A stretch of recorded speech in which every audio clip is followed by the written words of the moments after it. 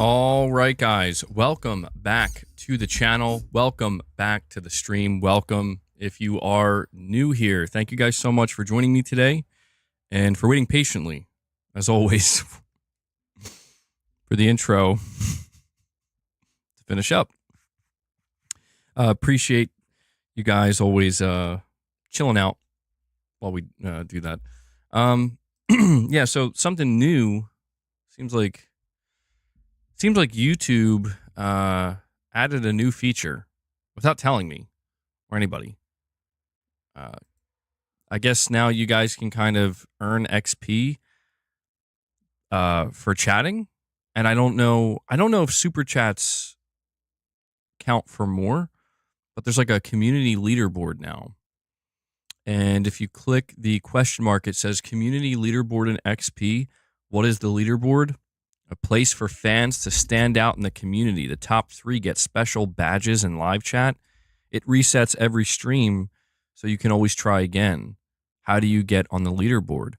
You'll need to collect experience points or XP. Here's how you get them. Send live chat messages, send super chats, and super stickers. So there you go. It's a new feature.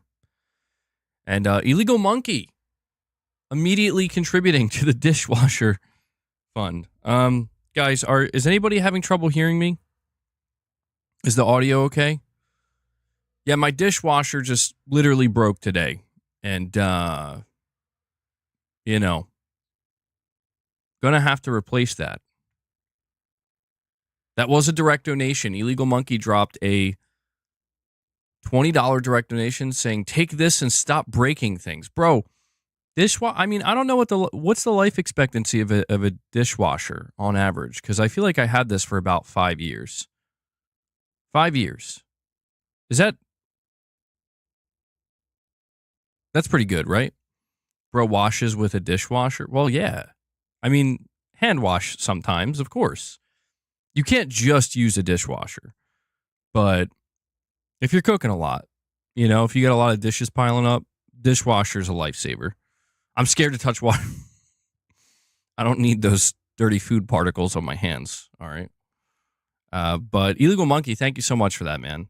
I will actually add that to the goal. I mean, I don't know. It's like a half joke, half not joke. Like, if you guys want to get that goal, that would be very helpful. This is, you know, I don't know what's up with my appliances, bro. They just keep breaking. Like, I think last year it was just my dryer just broke. I guess these things happen. It's just like what they expect for repairs or whatever. It's like, why? You may as well just buy another. Where is... Okay, here we go. So I'll add that. Yeah, thank you again, Illegal Monkey. There we go. Oh, hold on. And we have Michael Lynch with a $2 super chat. He says, I'm upgrading vitality and endurance with that XP. Well, there you go. That's the next thing they're going to do. My question is, so I'm looking at the community leaderboard right now. Like, do super chats count for more? I don't know. Like, does it give you more XP? You would think... Yeah, you would think they do, right? That makes more sense. Is it random? Why am I getting XP for commenting? So the way I understand it is just typing anything in the chat gets you XP for the community leaderboard. But I think doing things like super chatting and doing super stickers gives you more XP. So it's clearly YouTube's way of trying to get you guys to engage more, which is great. You know, I'm not opposed to that. Right now, Unknown is number 1 with 150 XP. So I don't know how often it updates, but yeah, I guess we'll see. That's pretty cool, though. That's pretty cool. What are you loving? Damn you, Goat Gaming. What are you loving? Why are you here again? Just to torture me? I'm driving and using chat to text so I can see it Where does it show the XP you get? In the chat box, at least for me, in the chat box at the top right corner, it says community, and you can click on it, and it'll show you the leaderboard. I don't know how often it updates, though, like I said. I don't know if you have to, like, refresh it. Oh, the new way to get XP. It is interesting. I didn't even know about this. YouTube didn't even inform me. I just saw it today when I booted up the stream. But, guys, we do have topics we're going to be talking about today. Okay? We're going to be talking more about Death Stranding 2. We're going to be talking about PHYSINT a little bit because Kojima's giving, a little bit more info on that. We're going to be talking about Shuhei Yoshida coming out and he was discussing subscription services in gaming, basically saying that he believes the way Sony is handling it is, as he put it, healthier. So that should lead to an interesting conversation. We're also going to be talking about MindsEye and probably checking out the gameplay reveal.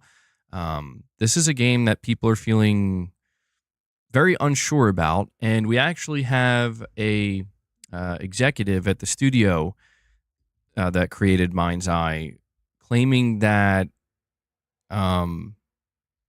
people were paid to slander the game or something.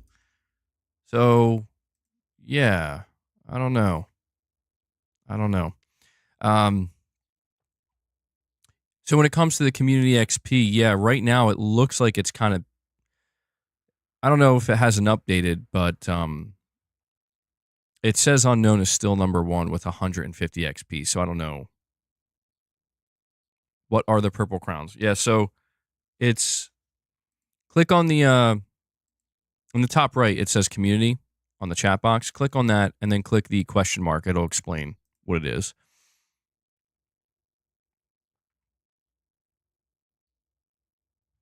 People are going to spam messages for XP, so get that mute button ready. Well, I'm curious to see what happens when people start super chatting. I can't imagine this is just literally a free-for-all where XP is distributed evenly just for the amount of times you post. That would make no sense, in my opinion. Like, I don't understand what the purpose of that would be other than to encourage people to spam. So we'll find out. I'm sure we'll get some super chats today from individuals. Goat Gaming, a member for 2 months, says, yay. Dan says, I'm 4th. I'm a disgrace. Okay. I can see this is already turning out to be a healthy thing for the channel. Let's go, guys.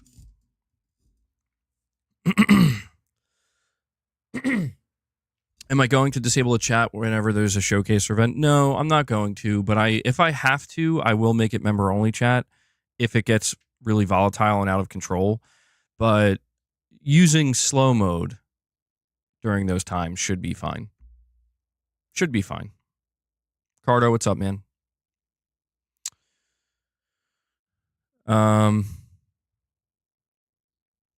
You think you have to type more than a certain amount of characters to get points? That would make sense as well. Yeah, that would make sense.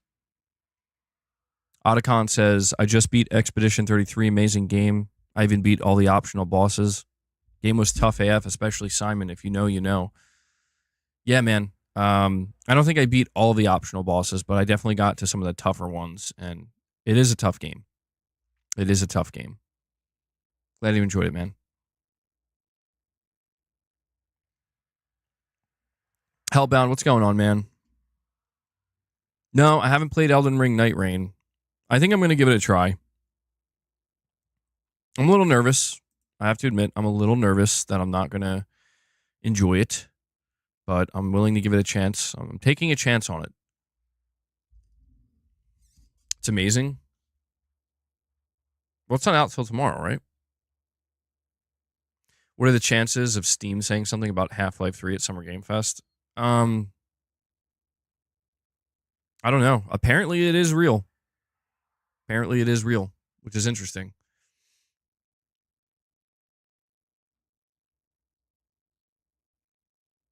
MBG, thank you for the advice to push through the slog of Death Stranding 1. I'm in Chapter 3 now. Thanks for the advice. Do you mean like how the beginning's a little bit slower? Yeah. Better to take a chance on that than MindsEye. I mean, yeah, MindsEye, we'll talk about that a little bit later on, but it does seem like, I don't know, man. It seems like this game is going to struggle. And when I watch the gameplay, which, again, I'll bring it up a little bit later, but it doesn't look very compelling. Truthfully. Oh, great. YouTube turned into a Fortnite, now giving XP. Get XP doing it for doing anything, man. That's how it goes. You're holding out on MindsEye, not looking too good, but who knows? Pushing polygons, you're going to take a chance on it? Can't be any worse than Star Wars Obi-Wan. Well, it's coming out real soon, MindsEye. It's coming out June 10th, which is very soon. So, a PS Plus game. One of the 3 topics should be the best dishwasher brands. That's what Zelot says. What is the best dishwasher brand, actually? I currently have an LG, and I'm going to be honest, man, LG appliances suck. They do. I would not recommend them. Bosch. Okay. Zelot, you said LG. You think LG's... That's what I have. I don't know. Carl G says using your hands. Samsung. What's up, buddy? You've had great luck with LG. Well, I was saying, like, it lasted for 5 years, so I don't know if that's considered good or not. That may be considered very good. Let me see. What is the average life expectancy of a dishwasher? 10 years. Okay, so that's not good. I got half that. The average life of a dishwasher is about 10 years. One with extreme exposure to high-pressure water, acidic foods, and harsh cleansers can wear down faster. Yikes. Okay, well, that's not looking too good for me. I think I messed up, guys. Michael Lynch with a $5 chat says, played 5 hours and 45 minutes of Lies of P yesterday. Great graphics, kind of like Bloodborne. I think I'm almost on the second boss. Great music and combat. Yeah, you told me you were starting it up, and I'm glad to hear that you're enjoying it so far. It gets better. It does. Like, the beginning's really good, but as you get further in the game, it definitely opens up and gets a lot better. So if you're enjoying it now, I think it's safe to say you're really going to enjoy it later on. Or as you progress, I mean.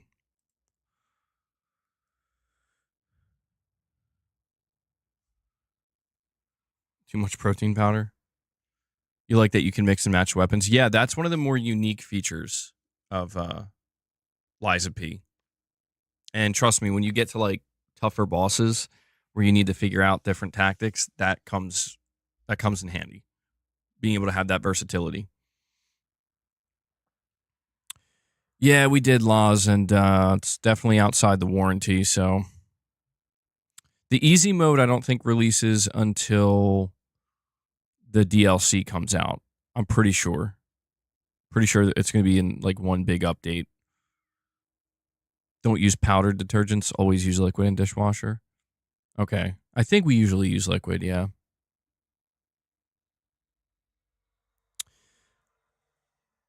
Pragmata? Yeah, dude, we haven't seen Pragmata in a long, long time. I don't know what's going on with that game.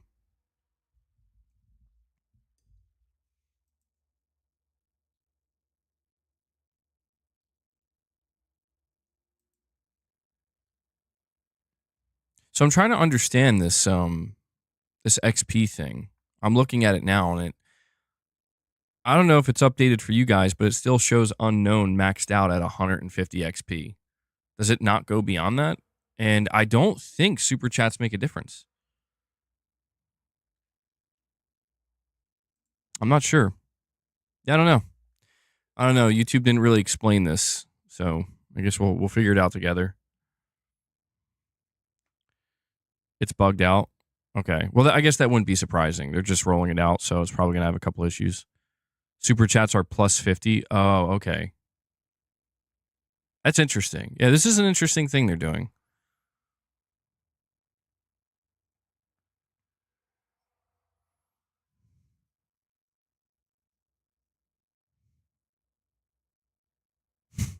Rockstar's fans have discovered that Jason has actual chest and abdominal hair, and they're using strand-based hair technology for those. Impressive. Yes, Rockstar fans. Come on, boss. All right, guys, before we dive into the topics, I want to thank you for joining me today and hanging out and hopefully sticking around. If you want to help support the channel and the community so I can continue to do these streams and continue to produce the content, we keep the channel sponsor free. You guys are the sponsors of the channel. Consider becoming a channel member. Consider gifting memberships. We're striving for a goal of 25. If we hit that, we'll, feed the beast here. Consider dropping a super chat or a direct donation. All of these things ensure that I can continue to, to do this, to run this channel in this way, do these daily streams, talking with you guys. So a big thank you and a big shout out to anybody who supports directly. I literally could not do this without your support. And as I say that, we have Hellbound 1981, the legend. He's kicking it off today. Hellbound is in rare form. Kicking it off today, dropping 5 membership gifts. Love to see it. I know that's Hellbound's, I know that's his favorite soundbite, so thank you, man. I'm going to add that to the goal.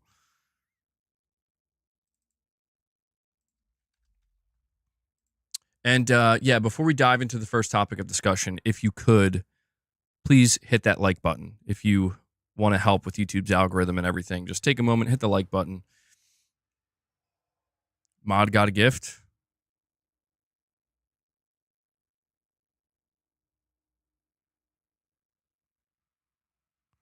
Joe Max says, where's my gift? Prince G, what's up, man? So we will probably talk a little bit about EA. We did cover that yesterday, but there's a little bit more information about what that game was going to be, apparently. The Nintendo Switch is coming next week, and I do not see any hype or buzz about it. Yeah, there doesn't seem... I don't know. I mean, I haven't been following it too closely, so I don't know that I can properly gauge how much excitement there is or isn't. But I don't know. I mean, I'm assuming it's going to do well. I don't have any other expectation other than it just doing well, within the launch months. Or the launch window, I guess we could say. I think it'll be just fine.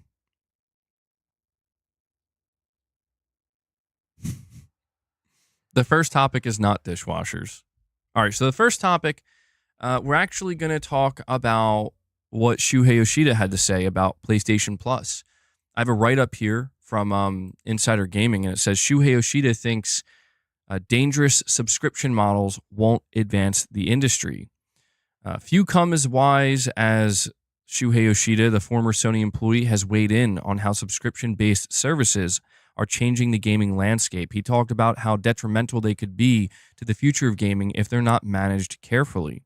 It's no secret that Xbox Game Pass has become one of Microsoft's biggest money-making areas. The service allows players to pay a monthly fee and receive a large selection of games in exchange, including day one Xbox.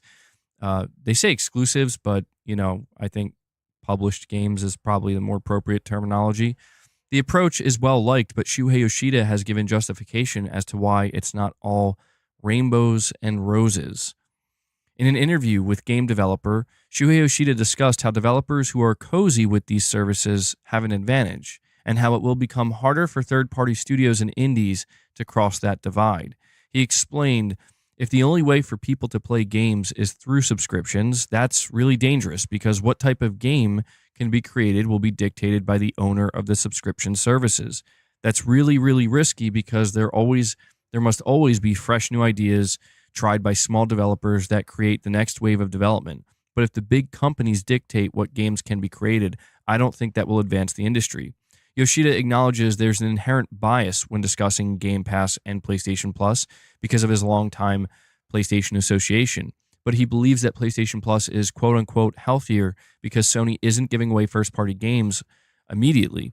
The former president says subscription models need to, quote, allow people to spend money to buy new games. And he also says after a couple of years, there won't be many people willing to buy those games at that initial price.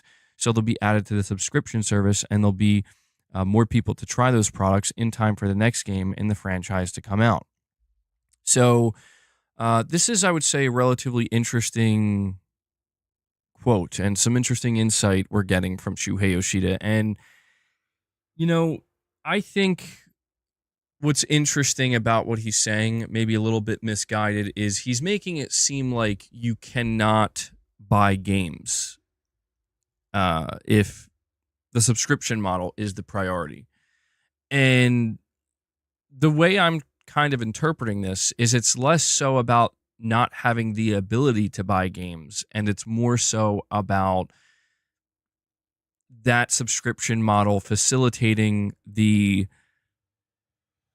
I guess you could, I don't want to say like the destruction of game purchases, but encouraging players to not buy games. And it makes sense when you consider Shuhei Yoshida comes from PlayStation that he's going to see this as detrimental, right? As dangerous, as he put it. He didn't say detrimental. He said dangerous. He talks about the way he frames it is peculiar, where he kind of frames it like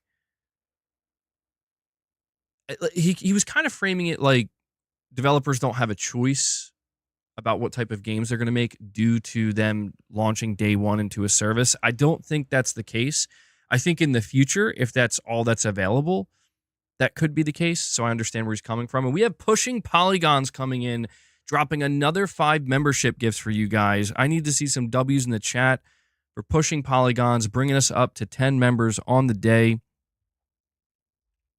This is how you share your games on PS4. It only makes sense that we use the Shuhei Yoshida soundbite while talking about Shuhei Yoshida. Thank you again, Pushing Polygons. I really appreciate that support, man. So we're one step closer. Hang tight, boss. Hang tight. We still got 15 more to go. We'll see if we can get there. There's XP now. What does that do? Basically, there's just a leaderboard, and you guys can kind of try to earn XP. You know what they should do? Maybe, I don't know, just some feedback for YouTube. They should make it so that like the number one person, whoever gets the most XP, gets like a membership gift for a month or something, like a free gift. Because apparently it updates every day. That'd be pretty cool. But they're probably not going to do that.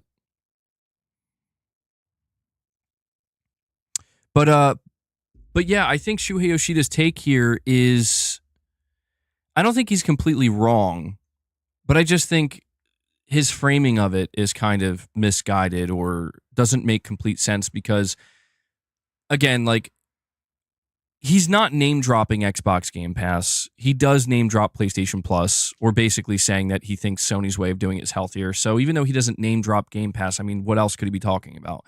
He's clearly talking about Game Pass. And I think he's right.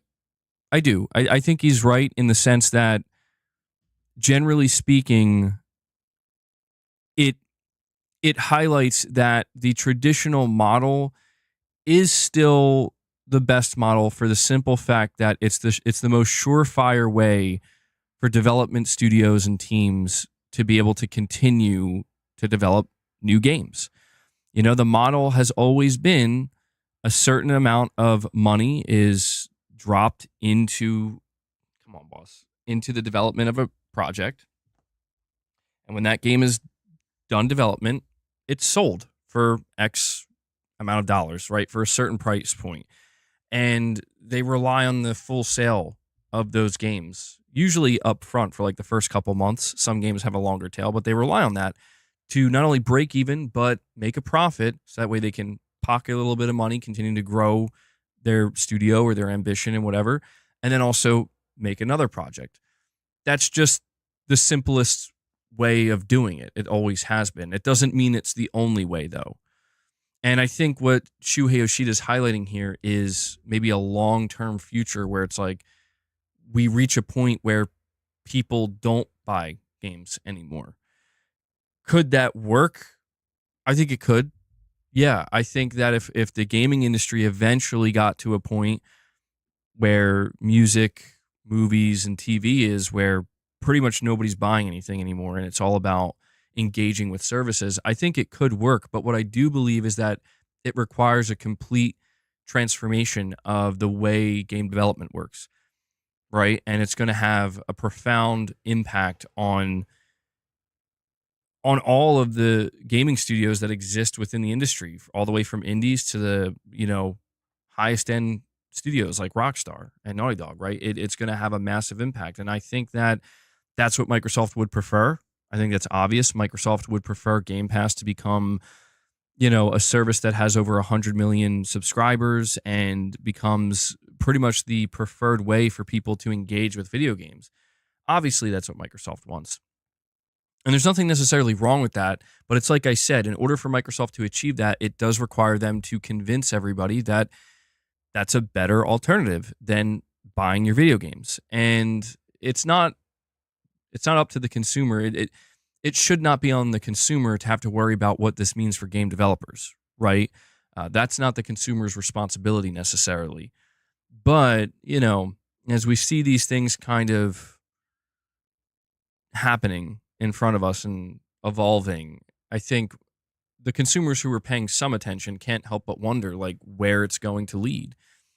So, is it true that what Sony is doing with PlayStation Plus is healthier? I think that it depends on who you ask.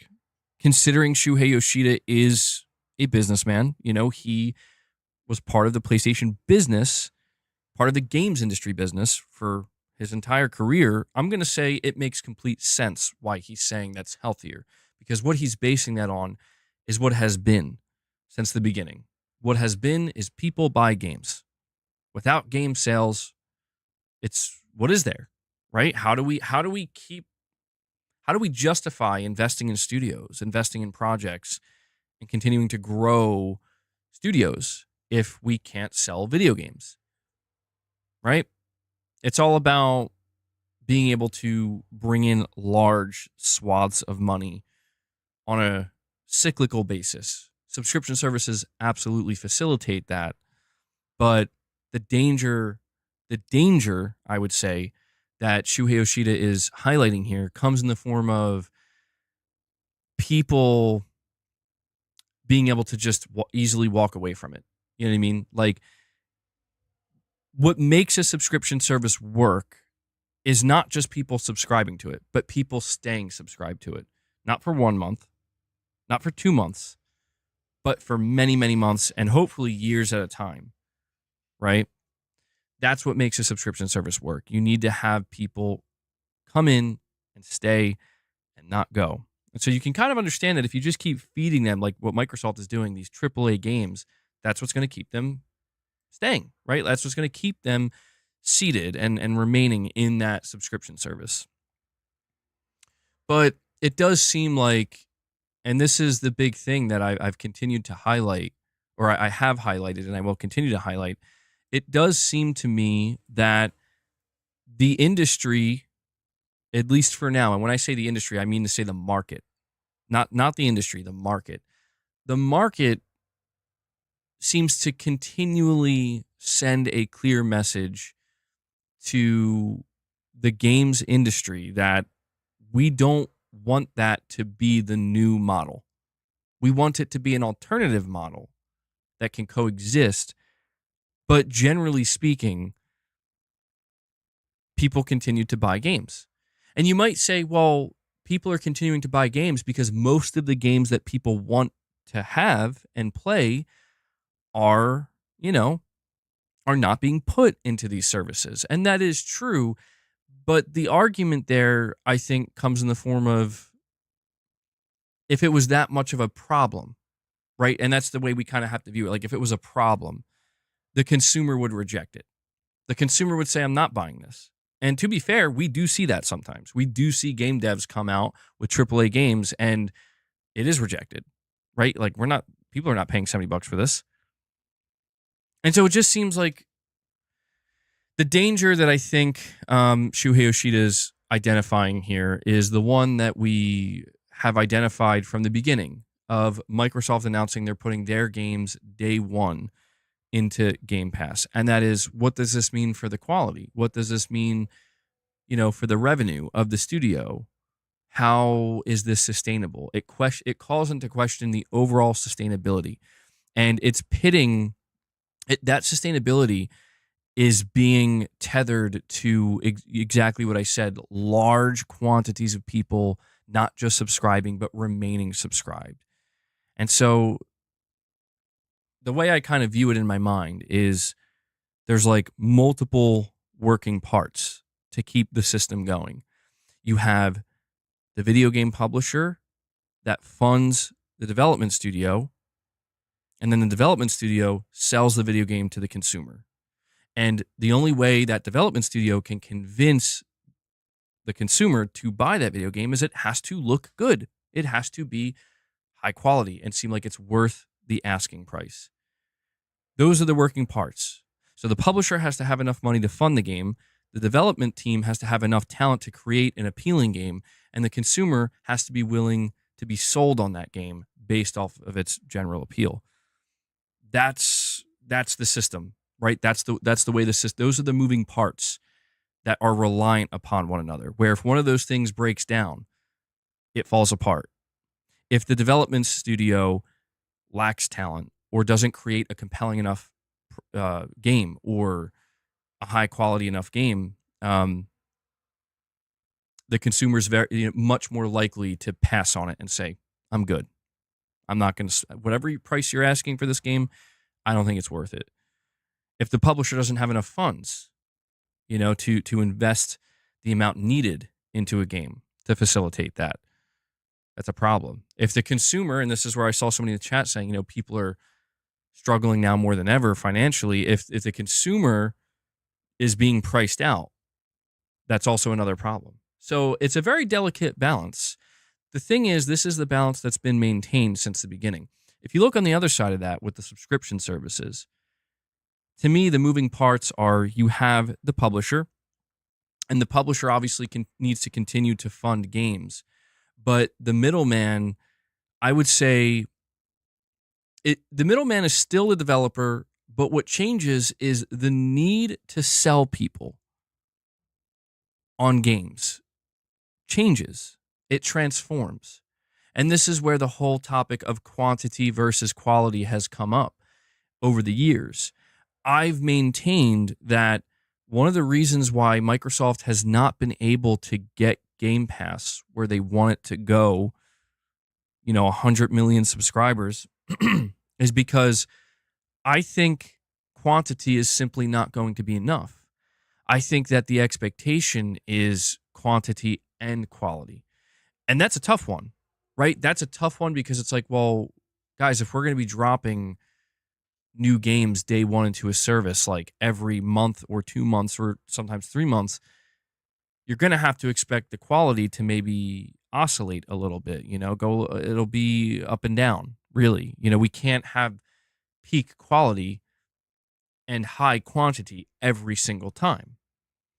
And the problem there, and I think this is what we've kind of identified over the years with Game Pass, the problem with that is that's fine, right? That makes sense. If you're going to try to dump as many games into Game Pass as you can as quickly as possible to stop people from leaving the service, there may be a dip in quality in some cases, and that's fine.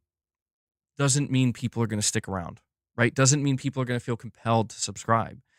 And this is why I've made the comments before that I think sometimes Microsoft is punching air because they're like, what more do you want from us? We're dropping AAA games into Game Pass day one, frequently, and we're still not, the needle's still not moving the way we need it to.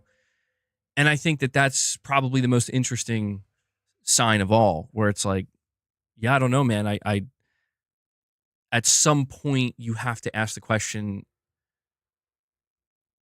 is quantity and quality combined still not enough for some reason? What is that reason that it's not enough to still move the needle? And this is why I think when Yoshida he uses the term dangerous, I think that's the danger. The danger is inherently you're trying to transform the business model, right? That has been working since the early 80s. This entire time. You're trying to transform that, and it's not going maybe as smoothly as you would have thought as it should, based on what, on paper it seems like a perfect idea, right? Perfect idea. Like, well, hey, we take all of our games, we drop them in day one. That's not enough. Okay, let's buy more studios, high quality studios, or studios that are known to be high quality, and then we'll drop their games day one. It's like, it's still not really moving the needle rapidly. And it's like, well, what will? And it's like, I think Microsoft basically came to the conclusion that nothing's going to move it rapidly. This is something that if Microsoft wants it to work, they're going to have to stick with it for the long haul. And that's why when we talk about Microsoft, we talk about like a 20-year plan. That's the 20-year plan. Is if it takes 20 years to finally get to that 100 million, fine. In the meantime, we will continue to sell video games. But the great cost, the danger, the risk, and this is where it all comes back to what Yoshida's saying, is, well, something had to have given way for this, right? It's like, yes, your own storefront, your own ecosystem. And that's the problem. That's the danger. I want to keep focusing on that word because that's the word that Yoshida used.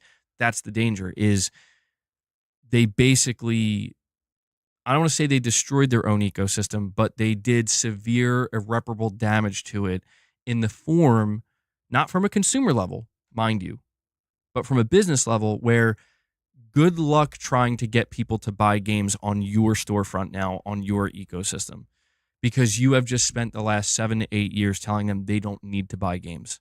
In fact, you don't even want them to buy games. And so when a customer decides they're kind of done with Game Pass and they want to unsub, they're certainly not doing that to go buy games. They're doing that because they're just going to come back and sub when they want to for a game that they deem worth subbing to or subbing for.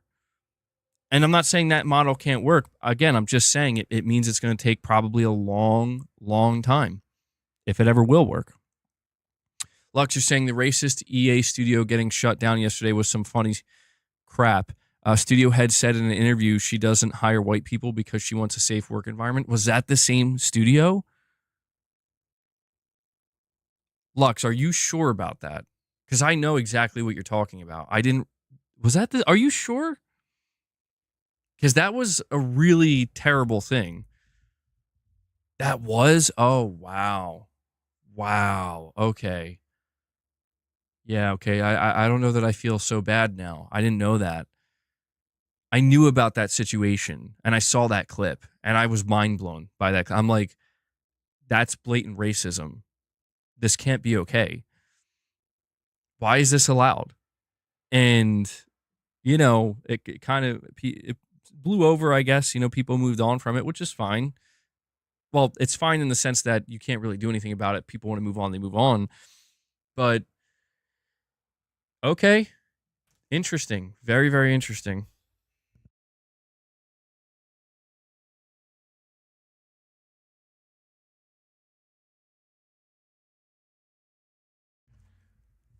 Damn, dude. Yeah, I did not realize that was the same studio. And that's what happens. That's what happens, like when you hire people like that and then empower them to think that speaking that way and talking about just talking about people in that way, when you empower them and make them think that's okay, it's like, what kind of environment do you really think you're creating? You think that's a good environment? Probably not. And yeah, it wouldn't be surprising to me to find out that after learning that this is the same studio where they had their their studio head basically saying this. It wouldn't surprise me if the studio ended up collapsing because they hired people for the wrong reasons. Like, that logic absolutely holds up, right? You get the studio head saying, we're not going to hire. I mean, I'm paraphrasing, but she was basically saying, like, we don't feel it's going to be a safe environment if we hire like white people or whatever. Okay, well, what you should be saying is we should hire people based on merit. Are you the best individual for the job, regardless of your skin color, regardless of your race, of your gender, whatever? You know, like, that stuff should not matter. What should matter is, are you going to be the person that we need this, and this done in a pipeline for AAA game development? We need to hit milestones. We need to hit deadlines. Are you the person that's going to deliver? You know? And if the answer isn't a resounding yes, and if there's, you know, then that could be a problem. You know? That's crazy. Yeah, I don't know. That's this is what I mean. This is what I meant, where, you know, in previous streams when I would talk to you guys about how there seems to be some funny business going on in the games industry that seem to be somewhat politically driven. You know, the answer isn't to go to one extreme or the other. That's the opposite. And to me, that's pretty extreme. You know, like, basically coming out being just flat out racist. Like, that is the definition of being racist, you know? And it just being like, what? Like, if this was anybody else, you would be fired immediately and replaced. But apparently she wasn't. It was deemed okay. So it's like, okay, you deem that okay. You say that's fine. What happens next? The hiring process is all jacked up because they're looking for the wrong things. And then what's the end result? 2 years of development, 1.5 years of development, and then the entire studio gets shut down.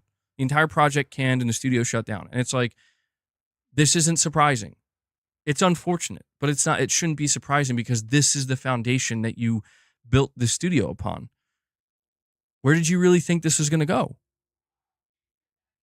But, you know, it's not the first time, and it's not the only time, and it won't be the last, you know? I didn't know that. That's very telling, I think. Again, it's unfortunate that people have to lose their jobs because of incompetence on such a base level. You know what I mean? And when I say base level, it's like, yeah, going into your job and saying, I'm not going to hire a specific group of people because of the color of their skin, you're failing at a base level. Good luck. Good luck.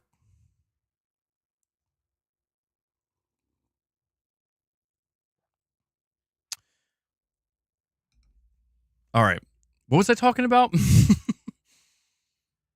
You died screen.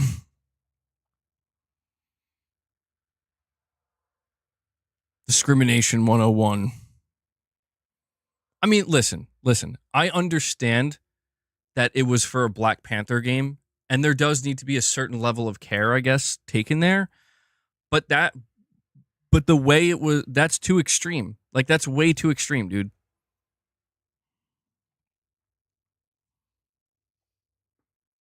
All right, come on.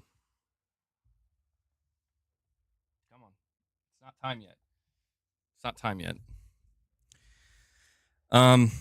But getting back to the discussion about PlayStation Plus and Game Pass and what Shuhei Yoshida had to say, I think ultimately when Shuhei Yoshida says that PlayStation Plus is healthier, I think he's just talking about the agreement between the business side and the market. And I think he's not wrong because, boss, you can't be on the desk. Guys, we're 15 members away from hitting 25 today. I'm going to encourage you guys. No pressure. But, boss is clear. Come on, dude. Chill. Just hang out. Hang out with your treats for a little bit. Yeah, it doesn't sound good, Dan. I think that what Shuhei Yoshida is saying isn't wrong because it's risk mitigation, and risk can be dangerous. The mitigation of that risk comes in the form of we make a certain type of game. We make a variety of games. We put a certain budget on them, and again, it's just a simple expectation that hopefully what we made is good enough that when people see it, when the consumer sees it, they're like, this is worth $60 or this is worth $70.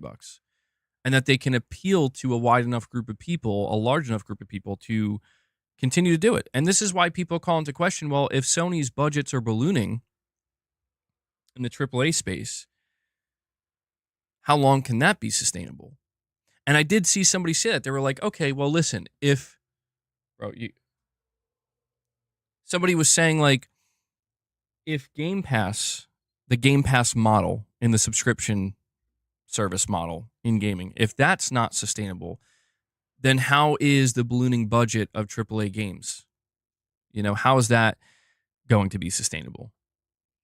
Okay, boss, bro. All right. And it's a good question. And it's worth noting that Shuhei Yoshida didn't talk about that, right? It's not like he said the Game Pass model or that type of subscription model is dangerous and then said, here's what I think the solution is. I don't think anybody knows for sure what the solution is. I've seen a lot of people come to the conclusion that the way you solve this problem is more AA games, or just stop trying to make the biggest, most photorealistic games all the time that, trying to meet that standard every time is what's ballooning these budgets. That gamers will be okay and still support $60, $70 games without some of that stuff, or if some of that stuff is reduced somewhat. And those are interesting solutions. They're regressive, certainly. They're regressive solutions, but when I think of it, I'm not sure what progress really looks like either. Progress at this point means even better looking games graphically, that even though they are better looking, you might have to look a lot closer. You might have to squint your eyes a little bit more, or if not that, even if you can see the difference, you might just come to the conclusion that, the cheaper version, right? Like if you see like a cross-gen game running on PS6 versus running on PS5 Pro, the PS5 Pro, assuming that's the cheaper version, right? By that point, you look at the difference and somebody says, well, it just doesn't seem worth it to me. So the solution, even though it sounds regressive, might be the right one. It might be the right one where it's like, yeah, we really have hit like a kind of upper limit. And true, yeah, we haven't even factored in AI. When you factor in AI, that definitely changes the game, depending on how it's implemented. That will help both Sony and Microsoft and every other gaming studio. It's a little worrisome, maybe, in what that could look like. That could look like a hellscape, for all we know. We won't know till we see it in front of us, and we don't really know exactly how these corporations are planning on handling that. But I don't know that we're going to be. I don't know that we're necessarily going to be giving them the benefit of the doubt, per se. I think a lot of people are assuming the worst. Yeah, exactly. AI has advanced in the past year exponentially. Exactly. When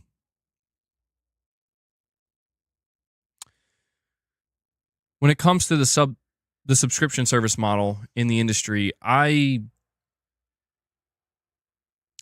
still maintain that I think it's going to be more of a supplement for a long time. And another reason I think this, by the way, is because of free-to-play live service games. Because I think that something like Game Pass is trying to speak to a certain consumer. Game Pass and PlayStation Plus Extra for that matter, but I'm more focused on Game Pass because it offers those day one titles. Game Pass is focused on talking to the more traditional consumer that wants to play usually single player games, you know? Um, and it's basically trying to tell them that, like, listen, rather than buying your games $50, $60, $70 a pop, you just pay a flat fee each month and you'll always gain access to them. You'll always have access to them, and even the new ones that drop. You can see the inherent appeal, but I think part of the reason why you're not seeing Game Pass explode the way it is because that type of model almost seems like it would be more appealing to the type of customer that these free-to-play live service games have already courted, or people that are not really interested in I guess you could say, engaging with a more traditional model, right? So that's one aspect of it. Game Riot, do you reckon the PS5 console price will go up this year? I was convinced it was before recent discounts. Oh, hold on. Boss, come on, bro. Okay, hold on. I got to get this cat off my desk. It's a good question. I think it does truly hinge on the tariffs. And I know, like, some people... Hold on.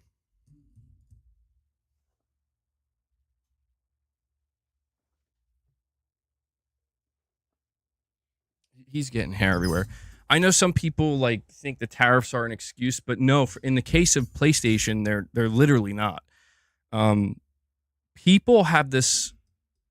They have this... I think they're under this illusion that Sony wants to increase the price of their hardware. And I don't know why they think that. I think it just might be because that's what, it paints Sony as like they're the villain and they want to, they want to get the most amount of money from consumers. Like, of course they do, but so does every other company. It's just that this is the one area where it would actually hurt them. It's going to do the opposite of get them more money from the customer. Lux, you're saying Game Pass really seems to get to me. It's there for whoever wants it. No, Game Pass doesn't get to me, Lux. It's the conversation about where things are headed between Game Pass and the traditional games model. And that it's not that gets to me. It's that it's interesting because for all I know, I'm totally wrong. And then, like 10 years from now, it's like, yeah, nobody's buying games. PS Plus and Game Pass that's the primary way that everybody engages with games. And then there's sub-services for all these other publishers as well. I just find it interesting because you have to understand, like, from my perspective, for the last like 7 to 8 years, I've been told many times over that Game Pass is the future. Game Pass is the future. Like, this is going to take over. And it's like, okay, maybe. I'm not convinced, but maybe. And, years have gone by. Massive acquisitions have happened. Massive day one drops that are unprecedented, like Call of Duty, and it still has yet to take over. And that's all I'm saying is that, like, you're exactly right. It's there for people who want it, and that's great. Like, that's good. That's why I'm just saying, like, I still encounter quite a few people who do believe that Game Pass is the future, and I'm not here to tell them they're wrong. I'm just here to tell them that, well, it's been, in like 2 years, it'll basically be a decade. It'll be 10 years, and it's still not there. That's why I'm saying it might be because Microsoft is just like, okay, we thought it would take 10 years. It might take 20. So in the meantime, we got to sell games on PlayStation. And that's interesting to me. But getting back to the price increase for PlayStation, you think Sony will only increase if they have no other choice or if investors pressure them? Well, even if investors pressure them, I don't think they'll increase. It really, I think, will come down to if they start to, like, if the tariffs are implemented and they have no choice but to sell hardware at a loss, then they're going to increase the price. And to be fair, they have increased the price in different regions. But the reason they've increased the price in different regions is to kind of balance it and offset it so that way they don't have to raise the price specifically in the US. There are plenty of other regions they haven't increased the price, but all this is to say that Sony's main focus, their primary focus, is to sell hardware to customers. The hardware, getting the hardware in the hands of the customer is how they get that customer into the PlayStation ecosystem. Now, that could change where if Sony starts to expand things like PlayStation Plus or just the PlayStation Store in general, and they start to put these things in other places outside of PlayStation hardware, which they may do, they may not. We don't know yet exactly. We're going to find out. But right now, as of today, they have not done that yet. So with that in mind, their prerogative is to still push hardware. And this is why the hardware needs to be affordable. Like, there's a reason why right now Sony's like, we're going to sell you a $400 Call of Duty Black Ops 6 bundle, whether it's digital or with a disc drive, because we're trying to get the last 20, 30 million people, or maybe even 40 million, depending on how far the PS5 can go, that are sitting there with PS4s or, haven't bought a console in a while. This is for them. We're trying, like, you're not going to get the PS5 to go from, 77 million sold to 100 million by increasing the price. In fact, what that will do is it will bring things to a halt. What you're doing is telling the customer that waited, 5+ years to buy this new hardware that you're actually going to be punished for waiting now. And Sony does not want to do that. And you may be asking, well, why did Microsoft do it? Because Microsoft, that's not their prerogative anymore. Microsoft's priority is not to sell hardware. They're actually probably more concerned about Sony selling hardware than their own. And that's because Microsoft is a full-blown third-party publisher now. Yeah, it's probably not going to look good. And we have Laman with a direct donation saying, hopefully the creator of the Order 1886 will make a compelling game. And what are your thoughts of the canceled God of War multiplayer game? It sounded good. You think it sounded good? Interesting. That's an unpopular opinion. That's an unpopular take. Well, first off, I agree with you. I hope that the creators of the Order 1886, I know they're making a new game now. I hope they create something great. I'll definitely be interested in whatever they make. As long as it doesn't look something like totally, so far out there that I'm like, no, thank you. When it comes to the God of War live service game, my opinion on that remains pretty much the same, which is like, what were they thinking? Mainly because it was Blue Point working on it. I could understand a multiplayer-driven God of War experience coming from Santa Monica, where they're like, we just wanted to do this. I can understand that. I do not understand, when you consider Blue Point's history and their talents, why they would think a live service multiplayer God of War game is what they should channel their talent towards. Like, that just doesn't add up in my mind. The only thing that makes sense to me is they worked on God of War Ragnarok for like a year or two. They supported Santa Monica, so maybe it made sense to do something God of War. But I gotta be honest, man, I don't know who exactly was asking for a God of War live service. I understand the logic behind, like, it's a big popular IP, it has a built-in audience, but I don't know, man. It seemed like such an, you want to talk about unnecessary risks, that seemed like an unnecessary risk. It's like, I understand wanting to do something God of War multiplayer, but executing it in this way just seems flawed. And Lux says with a super chat, Microsoft runs cloud-based departments and servers. Of course they're going to tell you it's the future because they want people on their other platforms too. Of course. That kind of goes with just the understanding of any business that's whatever the moneymaker is for a given business, they're going to tell you that's the future because that's what's making them money now, and that's what they want to make them even more money in the future. It's why Sony right now, I don't know that they would flat out say that console gaming is the future. I don't think they would say that.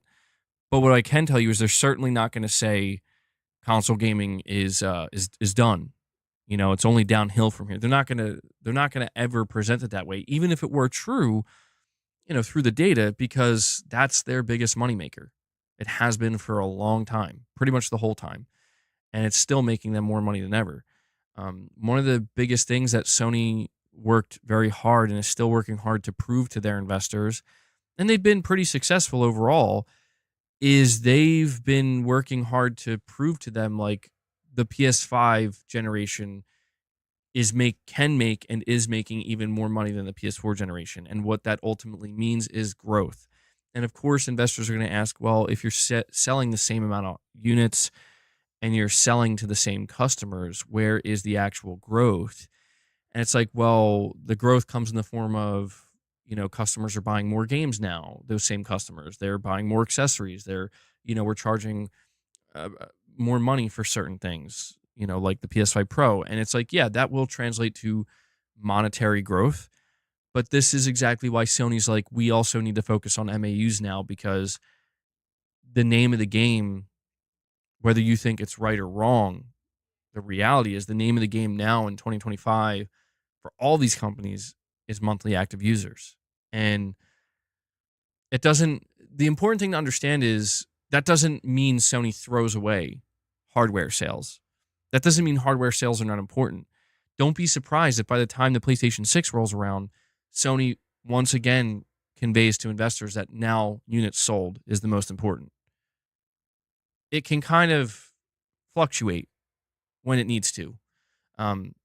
It does seem to me, though, and this is something I do want to mention, Sony does seem to be anticipating that hardware sales are going to slow down quite a bit. And I do believe that a major looming factor is whether or not those tariffs are going through or not. Because the reality for Sony and a lot of other businesses, but talking about console gaming, the reality for Sony is that if those tariffs go through, I think it's going to be like August. If that happens, Sony will have to increase the price of the PS5, because the only other option there is to sell the PS5 at a loss. They could afford to do it, but investors will not be happy with that. And that's not going to facilitate growth. So I got to be honest, man, like, at the rate things are going, what could not kill the console but hurt Sony in the console space more than anything, not Microsoft, not Game Pass, not what Nintendo's doing, it's going to end up being, global economics more than anything, where it's like, this is weird. We're 6 years into the PS5 generation and the PS5 just went up in price by $100. And it's like, yeah, that's not going to help the console industry. That's going to severely hurt it. So what is Sony's alternative? If it's like, okay, we can't expect the console market to grow under these conditions. It's not going to grow under these conditions. Prices going up. What do? MAUs, live service games, the potential expansion of PlayStation Plus beyond the console. These are the things that Sony is absolutely preparing for. Doesn't mean they're going to execute on them. It just means they're prepared if they have to. So, interesting times ahead, man, for sure.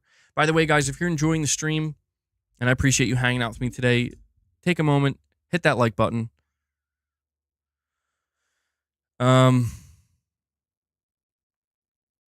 think it's the worst generation ever? I don't know if I would say that it's the worst generation ever. I just think that, to me, the PS5 generation up till this point, and what it will likely be remembered as, in my opinion, is the generation that could have easily been the best by a mile. Ended up just being either okay to most people or just good, right? It's like, okay, this is good. That's my opinion. I think for some people, I think the people who think this generation is bad, it just simply boils down to Sony did not put games out that they were interested in. And that's fair. If Sony put games out that I wasn't interested in, I would feel the same way. It's a bad generation. You think Sony's going to do day one PC? I mean, it's an option. It's an option, dude. Like, it. Here's what I want to highlight, and this is the most important thing. This is the most important thing. I want you to keep in mind I'm saying this, because in the next 2 to 3 years, especially with GTA coming out, it's going to be very interesting. But mainly in 2027, going into the PlayStation 6, we're going to really see something interesting happen. The most important thing is we have yet to see the PS5 hit a wall this entire gen. That's so important. That's so important because Sony, while they are preparing, they are ready. They're like, we're ready for the PS5 to hit that wall, whether it be because we have to increase the price or because people just decide they're done buying consoles or they're not as interested or the market is shrinking, whatever it might be. Whatever it might be, Sony has been prepared for that to happen, and it has not happened. Even the next fiscal year, taking into account they may have to increase the price of the PS5, they're still anticipating 15, 16 million PS5 sold in that fiscal year, which is no joke. That's significant. And that's not counting something like GTA 6. I think what people need to try to understand is that Sony is not going to do anything drastic. Now, of course, I could be wrong about this. I don't want to speak about it like it's a fact, but it makes the most logical sense. Sony is not going to do anything that would be considered drastic if they do not have to. And the only reason they would not have to is if the console continues to do very well. Because I will continue to remind people that the console is Sony's bread and butter. The console is what houses their services, their ecosystem, their accessories, everything. The console is their bread and butter. It always has been. And until the day comes where it's no longer their bread and butter. And yes, the storefront is part of that, for sure. And if it gets to a point in the future where Sony can only sell hardware at a loss, they might be more willing to do something different with their storefront in terms of expansion. But they're just not there. So it's all about waiting for the other shoe to drop, right? Is that how that saying goes? It's all about waiting and seeing. Well, right. The storefront is the most important, but it's also Sony still likes having that kind of walled garden, if you want to still call it that, because it gives them more control and less competition to worry about. The idea of Sony expanding the PlayStation Store to other places, it does open up a window of opportunity of we can maybe get more customers, but they're also doing so in a more competitive environment automatically. It's like Sony bringing the PlayStation Store to PC. Like, what's that going to do? Like, realistically, like knowing that Steam has a stranglehold on the PC side of things, what do you think the PlayStation Store is suddenly going to do? You get what I'm saying? Where it's like all that's likely going to do is be bad marketing for you. Bad marketing is in like you're going to upset a certain group of PlayStation players. You're going to make PC players be like, that's great, but we're still sticking with Steam. So it's like, I think Sony understands that them trying to continue to funnel people into this one place, that being the PlayStation console or the PlayStation family of devices, that's their best bet for now. So, we talk about games going day one on PC. I'm not saying it couldn't happen. It very well could. Like I said, I've been waiting for Sony to experiment with one of their AAA single-player games, just seeing what happens. Michael Lynch with the $2 chat says they are about to sell a crap ton of PS5s with this sale. I mean, that's the thing, dude. Like, again, the $400 Black Ops 6 PS5 bundle is kind of a steal, I mean, Black Ops 6 it's been out, it's not like new, it's been out for a little while, but I mean, especially you can get a disk drive model for 400. I'm like, that's awesome, Still no growth since the PS2. Shareholders always yap about that. It's true. And it's understandable. They do want growth. Sony is running out of options in a way. You know what I mean? Like Sony has one of the things they've done this generation is they've tried to expand horizontally to help vertical growth, if that makes sense, as best as they could. And, you know, that's the whole idea. It's like the vertical growth that I'm speaking of, that is the PlayStation ecosystem continuing to grow. And there's still a lot we don't know. It's still difficult to speculate about this because there's still so much we don't know. We don't know, like, what their plans are in any capacity. All we know is they're saying, here's how many consoles we think we're going to sell. We're still doing live service. And these are big, important things to understand the bigger picture for PlayStation. But in terms of like I'm kind of focusing on drastic decisions, drastic changes that just suddenly people go, whoa, didn't see that one coming. I don't know if there's any plan for that right now.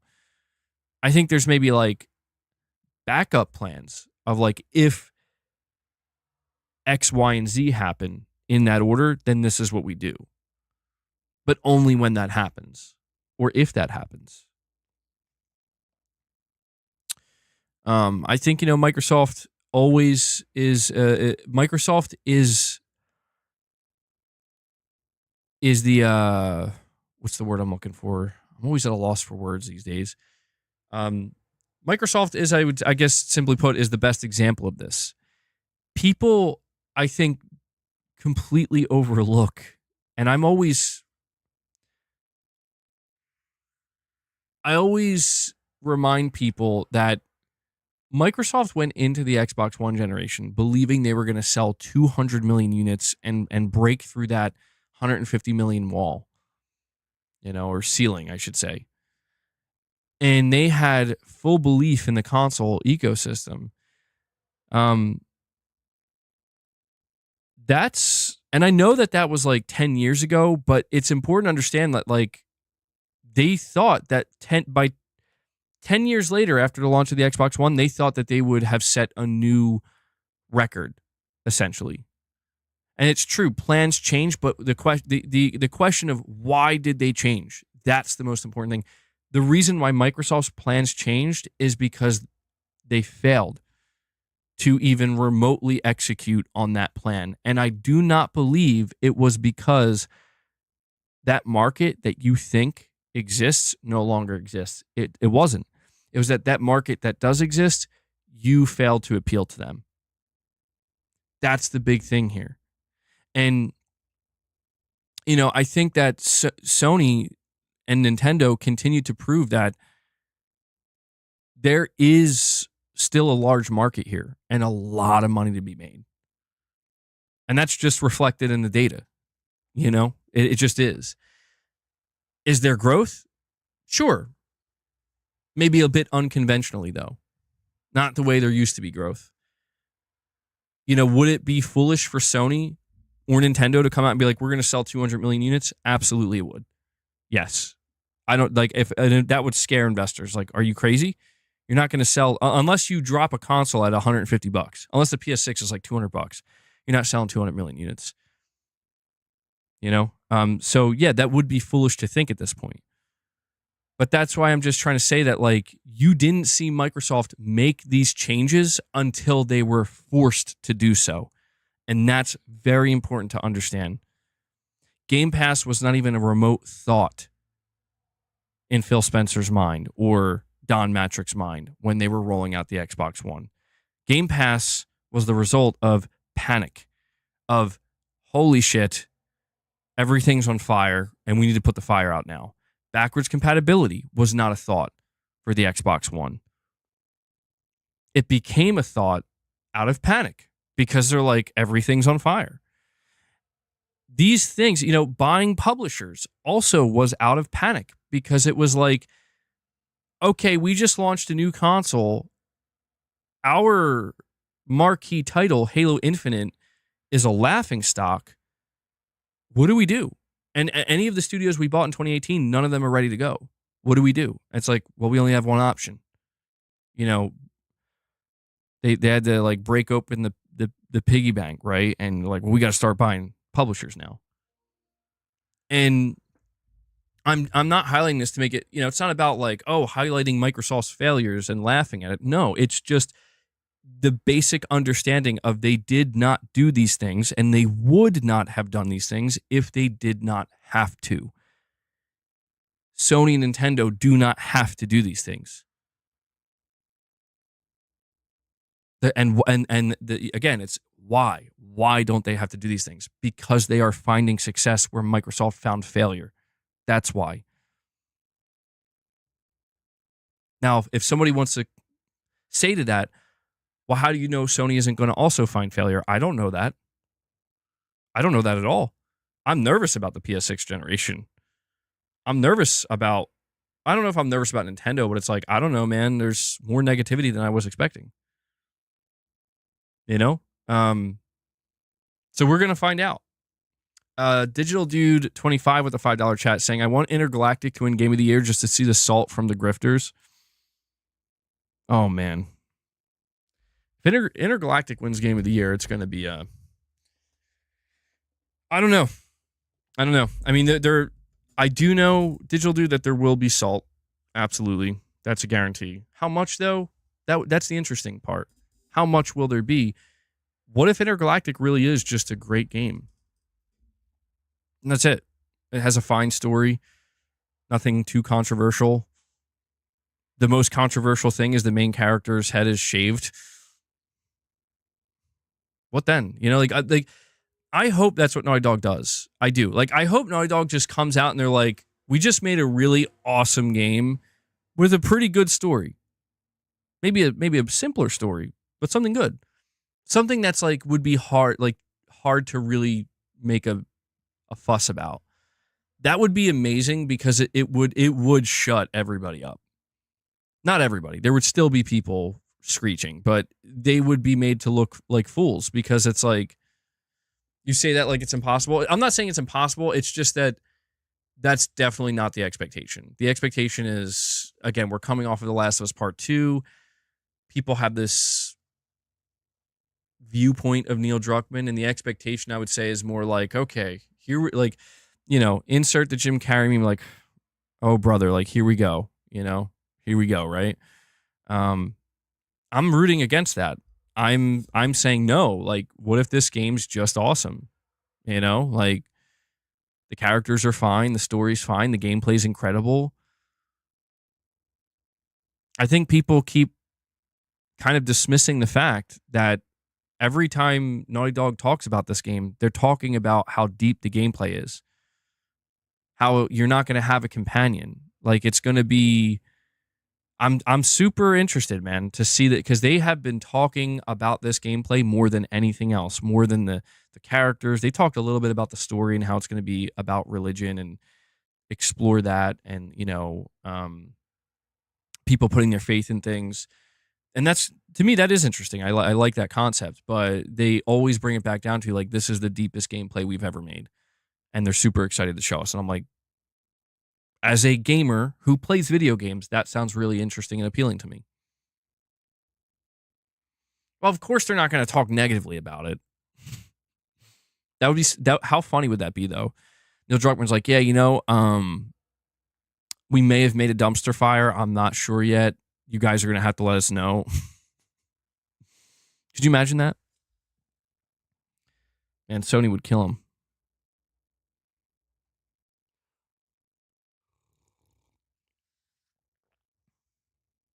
Our game has the worst combat we ever created. We can't wait for you to try it. Yeah. There you go. There you go. Sold. But yeah, man. It'll be really interesting to see what Sony decides to do next in terms of, major business changes or business model changes, if there's going to be any. The one thing I will say is that I remember back in 2019 and 2020 when Sony first announced that they were putting their games on PC, like games like Horizon Zero Dawn and Days Gone, multiple times throughout the generation. I forgot to update this, by the way. Multiple times throughout the generation, whether it be Jim Ryan or Herman Hulst, or even Hiroki Totoki or whatever, they've acknowledged that they would only put games on PC once they were done selling consoles and once they kind of hit their ceiling, or their peak on consoles, and the sales have slowed down. Then they would put them on PC, whether that be a year, 2 years, 3 years, somewhere around that. And they also made it clear that when it comes to live service, that doesn't count. Live service is day one on PC. I remember back in 2019 and 2020, people were telling me, oh yeah, that's just what they're saying now. Give it a couple years. They're going to go day one. And dude, by the end of this year, it's going to be a full 5 years the PS5 has been out. And unless something changes, unless they announce, and they could, I'm just saying, unless they announce next month that Death Stranding is actually launching day one on PC, or Ghost of Yotei is launching day one on PC, or they show Wolverine and suddenly there's a Steam logo and a PS5 logo at the same time, unless they do something like that, that still hasn't happened. And I think people need to kind of acknowledge that there was a very vocal group of people screeching for a long time, and they still are, that they're going day and day. It's like, guys, I get, like, if you just keep yelling about it long enough for years and years and years, maybe you'll be right eventually. But it's like, that still hasn't happened. So I guess what I'm trying to say here is I don't know why people are banking on that so hard. Because I believe it would have, if that was going to happen, I think it would have happened already. But, PlayStation 6 generation could be very different. Maybe it'll be a generational thing. Oliver, a member for 25 months, says Neil is hinting that the religion he is criticizing in Intergalactic is Christianity, 2,000 years old. I wonder why why isn't Judaism as a Jew? Oh, yeah, you know what? That is true. That's going to be very interesting. I hope it's not that, because that's so cliche. Like, that is really cliche, man. Like, it would be better if this was a made-up religion, which it seems like it is going to be a made-up religion that pulls from all different religions. You know what I mean? That's, if they basically make this religion mirror Christian, and I don't really consider myself a Christian. If they make it mirror Christianity, like, that's, I just feel like really, like, okay, I mean, that's fine. That, like, it's fine in the sense that, like, if that's what you want to do, that's cool. But it's like, that's been done to death. To me, what would be more interesting is pulling certain aspects from all different religions to create this made up religion that would have all these different undertones. I think it would be more interesting, in my opinion, because, well, I'll tell you why. Mainly because the conversation around this game is going to be way less interesting if they focus on a singular religion. And the reason why it's going to be uninteresting is because people are going to feel targeted. And that doesn't create an interesting conversation. What would create an interesting conversation is if basically there's some kind of wider statement that they want to say about religion in general and isn't targeting one or the other, but certain aspects of each one. That would be way more interesting. But yes, that is true. He did say it's like 2,000 years. So, that definitely hints at Christianity. Digital Dude 25 with the $5 chat says, if Elden Ring can win Game of the Year because of gameplay alone, so can Intergalactic. Absolutely. Yeah, absolutely. Bro, there's going to be aliens. What's Neil trying to say? We got some Prometheus type stuff going on here? You guys ever seen in Prometheus, like, the deleted part of that movie where basically the engineers described that we did send somebody to tell you it was Jesus? And you're like, what? It's like some crazy twist or whatever but it never made it to the final script, I guess, or cut of the movie. But yeah, Digital Dude, I absolutely agree with you, man. It is worth noting that Intergalactic is going to apparently be inspired very heavily by FromSoft, where Neil Druckmann explained that there's going to be a lot of environmental storytelling. Like, there's still going to be cutscenes and stuff like that, but a lot of it is going to be like stuff you have to kind of maybe do a little bit of digging yourself to uncover and put the pieces together. That's also very interesting because that's very different from the way Naughty Dog does things. And Neil Druckmann has spoken before about how much he's inspired by games like Bloodborne as well as Elden Ring. So I agree, man.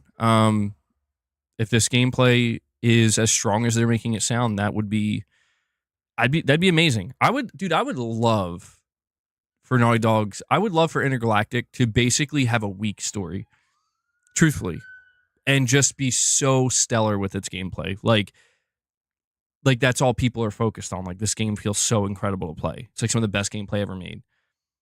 And have a weaker story overall, because that would just be that would be very interesting to me. It would be very, very interesting to me, man. Because that's not what you would expect from Naughty Dog. And they would definitely, I think, surprise people. FromSoft inspired games are a dime a dozen nowadays. That is true, but it's not often you see a big studio like Naughty Dog directly highlight their inspiration from that type of game. I feel like that's a bit more unusual. And we have Illegal Monkey, member for 9 months, says, random thought, I'm inspired. The Wokies aren't, or sorry, not inspired. I'm surprised the Wokies aren't screaming about Claire Obscure when characters are inverted. They literally go blackface, LOL.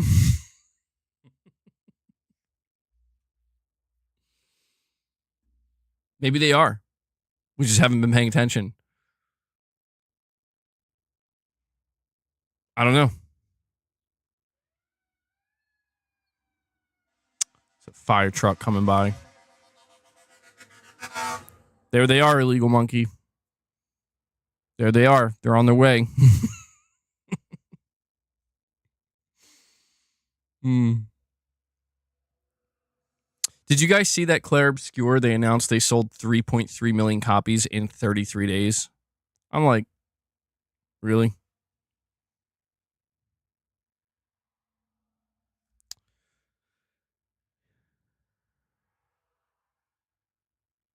Any thoughts on Wolverine and Venom after Black Panther's cancellation? Venom, I'm not sold on. I'm not convinced that Venom is a real game. I think Venom may have been quietly canceled. Well, we were never supposed to know about it in general. Venom was never announced. That's important to understand. Like, it was never announced. Maybe there were slight hints in Spider-Man 2 that they could have done something separate with Venom, but it was never announced. It was only leaked through classified, internal documentation. So we can't really be mad if it got canceled because we were never supposed to know about it to begin with. Wolverine is not going to get canceled. At least, well, now that I've said that, they're going to announce it next week that it was canceled. But I don't think Wolverine would get canceled. There's been way too much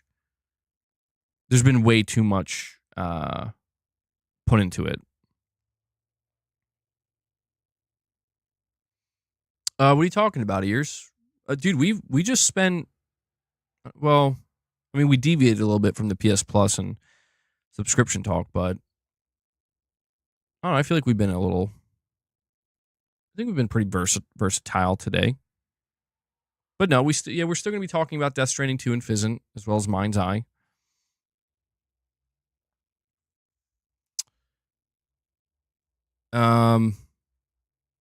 You think they might roll it into Spider-Man 3? That would be interesting. They could do that. Copy-paste streams. I mean, there are definitely times I talk about topics a bit too much, but I don't know, man. A lot of times I'll be honest, a lot of times I riff off of the super chats and I riff off of what people are talking about in the chat, you know? So if anything, it's your fault. I'm just kidding. To be fair, though, yeah, there hasn't been a whole lot of news this week. Seems like the calm before the storm is occurring like it usually does. We are about a week out from like multiple massive events happening. And usually when we're at that time frame, that's when things start to kind of quiet down a little bit, or the news is much more low key. All right, Oliver, I appreciate you hanging out. Yeah, and that's true. The Switch 2 is dropping next week as well. So there's there's a lot of big things happening in like the next week and a half. And I think that this is kind of the quiet time, calm before the storm. Perfect Image, you sent a direct donation. Oh, hold on. I'm sorry about that, buddy. I must have. Oh, I'm sorry. Yeah, I missed your direct donation. Thank you for reminding me, Perfect Image. Sorry to keep you waiting. You're saying, hey, BG, how are you? I'm doing good, man. Thanks for asking. My thoughts on the game subscriptions. I believe give old first-party games and devs stop making zombie games. Be more diverse. Bro, Perfect Image, I love how, like, it seems like you're going somewhere with that, but then it just abruptly ends with, oh, yeah, just stop making zombie games. That's it. That's all. I believe that if you give old first-party games, and then devs will stop making zombie games. No, I kind of get what you're saying, Perfect Image. You're saying that in terms of subscription services, they should probably just put... It sounds like you're saying Sony should just keep doing what they're doing, where they give it a certain amount of time, and then they put their games in their service. And it seems like you're just saying separately from that, also developers should stop making so many zombie games.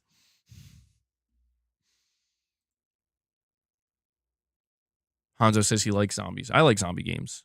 I'm a sucker for zombie games, I'm not going to lie. I've always liked zombie games. I don't know why. I just do. No, Wolverine is not coming out this year. Wolverine is... We will be lucky if Wolverine is a 2026 game. It seems like there were some development issues. They're seeing it through. They're still working on it. Laman, you're saying, sorry, MG, my second donation wasn't read yet. Oh, hold on. Did I miss another one? Oh, Laman, I'm so sorry. I'm losing track of these direct donos. Hold on, let me add these to the counter. I think we're at like what, $29 now. Hold on.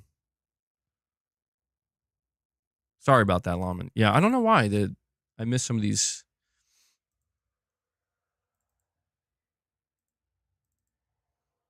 Yeah, so I think we're like 29. Turn the talk to text on. I tried doing that like once or twice, and it was difficult because I had to keep rereading it anyway. You know? Like it would say it too fast, or I would not understand fully what it was saying, and it just felt overly redundant. But Laman, you're saying here, which Sony IPs do you think would fit for the I think you're saying games as a service? Rockstar really should make LA Noire 2. That game was masterful. You should buy Nobody Wants to Die. I heard that game is good.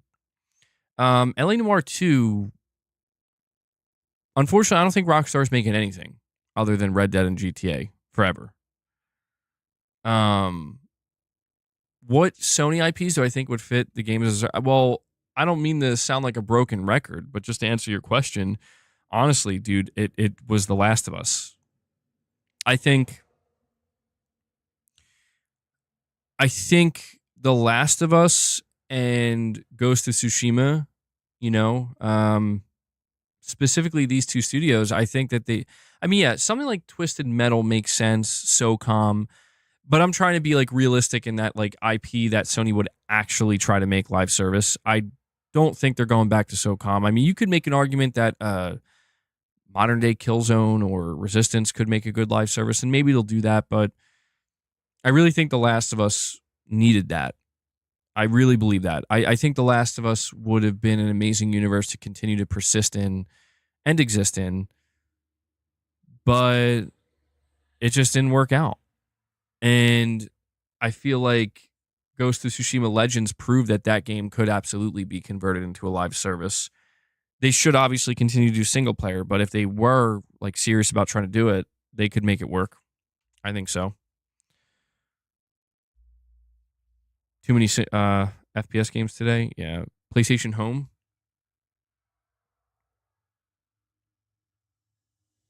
Open World Last of Us. There's a reason why people were excited about the day before when the first trailer dropped. Yeah. I don't know. I mean, there are definitely IPs that Sony have. Mentioning Warhawk Devil Shooter. There are IPs that Sony have that could work as a live service, but I think Sony's more focused on trying to create new live service IPs, which is not bad. It just feels like some of them, if not most of them, are like, I don't know, man. I don't know if this is it.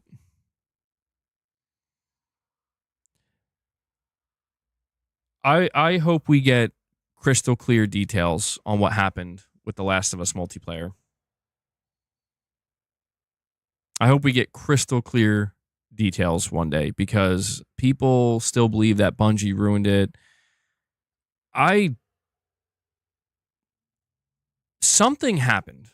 I don't know what it is, but I'm meant to believe that Naughty Dog didn't realize they were going to need to continue to support the game.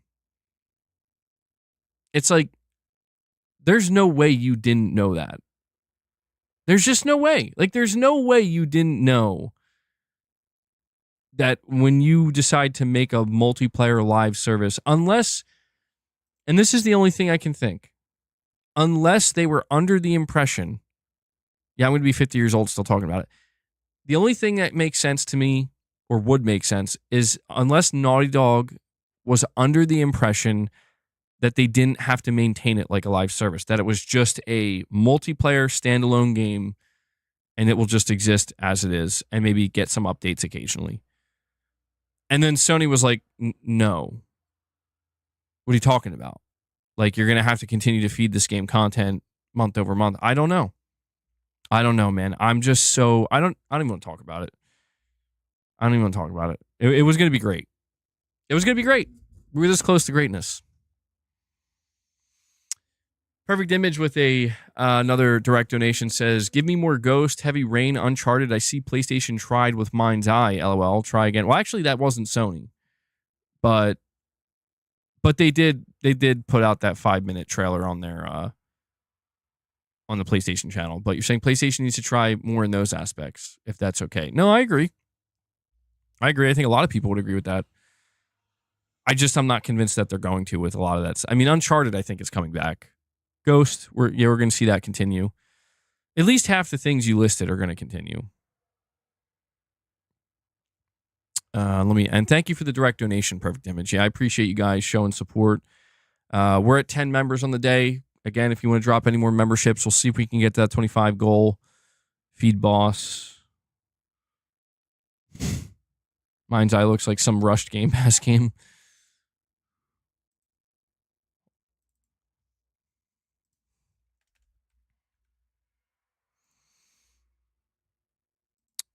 Where am I at here? Matthew, what's up, man? Gaming Survivor says, F Bungie, bro.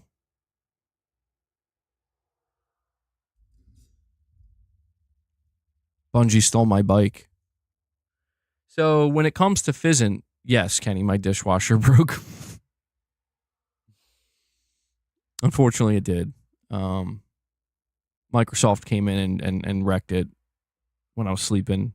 Microsoft ninjas, they got tired of me. Bungie stole your dog. Yo, did you guys... I forgot to mention this because you mentioned Bungie stealing your dog. Did you guys see that Craig Mazin...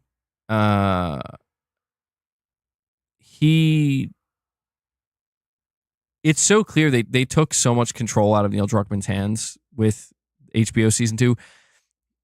In The Last of Us Part 2, one of the things that Ellie does is kill. I forget the name of the dog. I think it's like a German Shepherd. I forget the name of the dog, but in the game, you I mean, it's depressing as all hell. There's no doubt about it. It's pretty devastating. But you kill the dog. Alice, was that the name of the dog? You kill the dog before you kill the rest of Abby's group, right? And you know, obviously one of the party members of the group was pregnant, so it's like real bad. It's like all right, it's real bad. It is. I get it. But Craig Mason was like, yeah, no, there's like a cardinal sin or like a cardinal rule. Like you don't kill a dog. I'm like, what are you talking about? Like, just do the thing. Like you're making an adaptation of Last of Us Part 2. Do the thing. You know? I don't know. Those types of decisions always happen. I know. It's not anything new, but sorry, it's spoilers, but I don't know. I thought that was interesting. Like, it was interesting.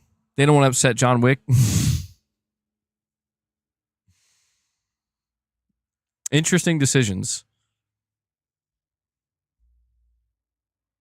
We're gonna be talking about MindsEye in just a minute, in a couple minutes.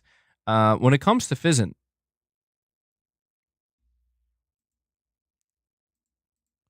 so Edge Magazine, Kojima does an interview, and he flat out said, like, this isn't surprising, but I just think it's interesting for him to talk about it in this way. Kojima flat out says that he decided to make PHYSINT because Metal Gear fans were asking him to make more Metal Gear. He says, quote, "Of course, I have lots of new ideas that I want to create. But when I became sick during the pandemic, I realized that a lot of people wanted me to make something like Metal Gear." I'm not sure how those things are connected. You know, like I remember he was sick during the pandemic and it like really shook him and got him like really scared. But I'm not sure what, like, was he just like reading? Do you think he could be talking about, like, what do you think the chances are he's referencing the end of 2020 and going into 2021 with the whole abandoned thing and people thinking that was also Metal Gear and seeing people like clamoring for something Metal Gear? You think it's a possibility he could be referring to that? He's low key referring to Hassan Karaman. I don't know. I'm just putting it out there. Putting it out there. So he says, "That's when I had the idea for a new espionage game. I reflected and thought the idea was good. I took it to Sony and they were incredibly supportive. We explored many options and we agreed on doing PHYSINT. This made me think that these multi-platform projects will help the studio live on, not just through games, but in other media too. We're exploring other forms of entertainment as well. So we are a game company, but not only a game company. This is phase 2 for Kojima Productions." I mean, it's not surprising if you go look at the reveal of PHYSINT, it's like, yeah, that's obviously Metal Gear. But I just think it's interesting that he's just flat out willing to say, like, yeah. Basically, Metal Gear fans wouldn't stop asking me for a new Metal Gear, so I'm just gonna make another Metal Gear. I'm happy. Yeah, he definitely wants to distance himself. I don't know, man. I think Kojima's just low key trying to blame the fans.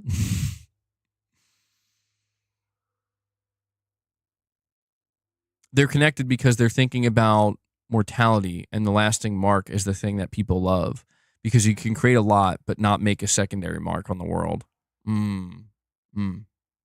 Interesting. And we have a Wall Roar coming in with a $2 tip. Thank you for that, buddy.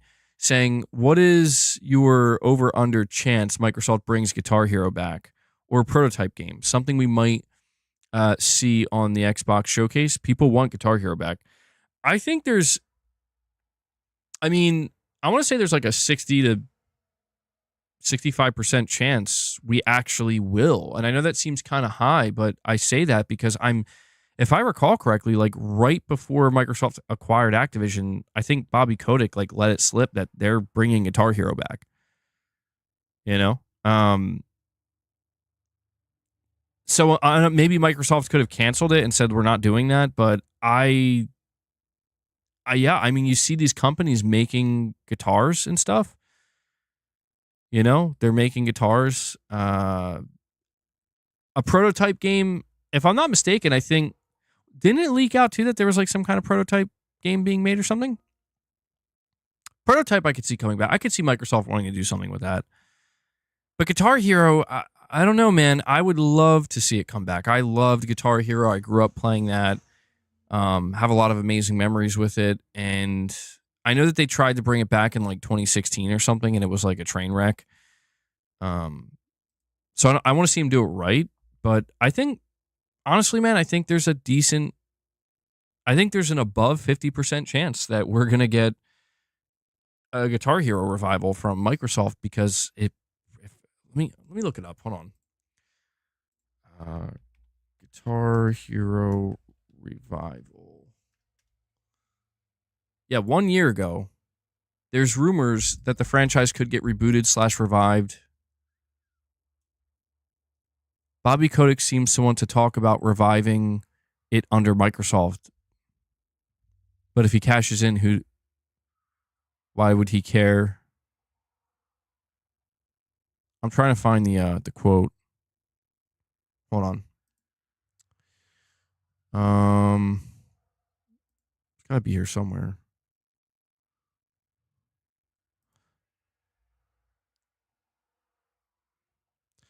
According to Windows Central, Bobby Kotick held an internal employee meeting alongside, they just say Corden, who has been a controversial figure in his own right, to discuss the past, present, and future of both Activision and the gaming industry. This was October 11th, 2023. During the discussion, the duo touched on what the next 10 years of gaming may look like, at which point Kotick strongly suggests that the beloved Guitar Hero franchise could be returning. The reemergence of Guitar Hero and other things would not be possible without the different types of resources, Kotick stated. And so, just the endless possibilities of the future that are just incredibly exciting. So this is what Bobby Kotick said during the time they were transacting with Microsoft. And yeah, that's an interesting, he says that, like, unless he straight up says the reemergence of Guitar Hero and other things would not be possible without the different types of resources. Like, he's speaking about it as if it already happened. So I don't know. There's a decent chance, unless he just misspoke. Digital Dude 25 with the $5 chat says, it sounds like he's using the money he gets from Xbox to make an exclusive PS6 game, LMAO. You know what's interesting about what you're saying, Digital Dude? I want to read this to you. So this came from Genki Japan. I see Xbox and Game Pass are trending. What did I miss? Hold on. Xbox and Game Pass are trending all over my Twitter. What happened? Oh, Metaphor ReFantasio drops in. Okay.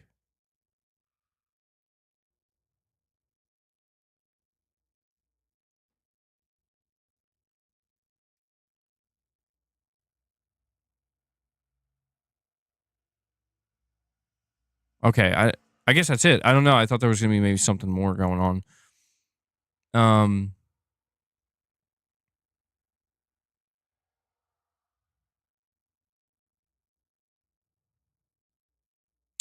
I see there's a post here from Destin Legary. He says, I've never seen fanboys madder than when I say console sales are flatline / shrinking.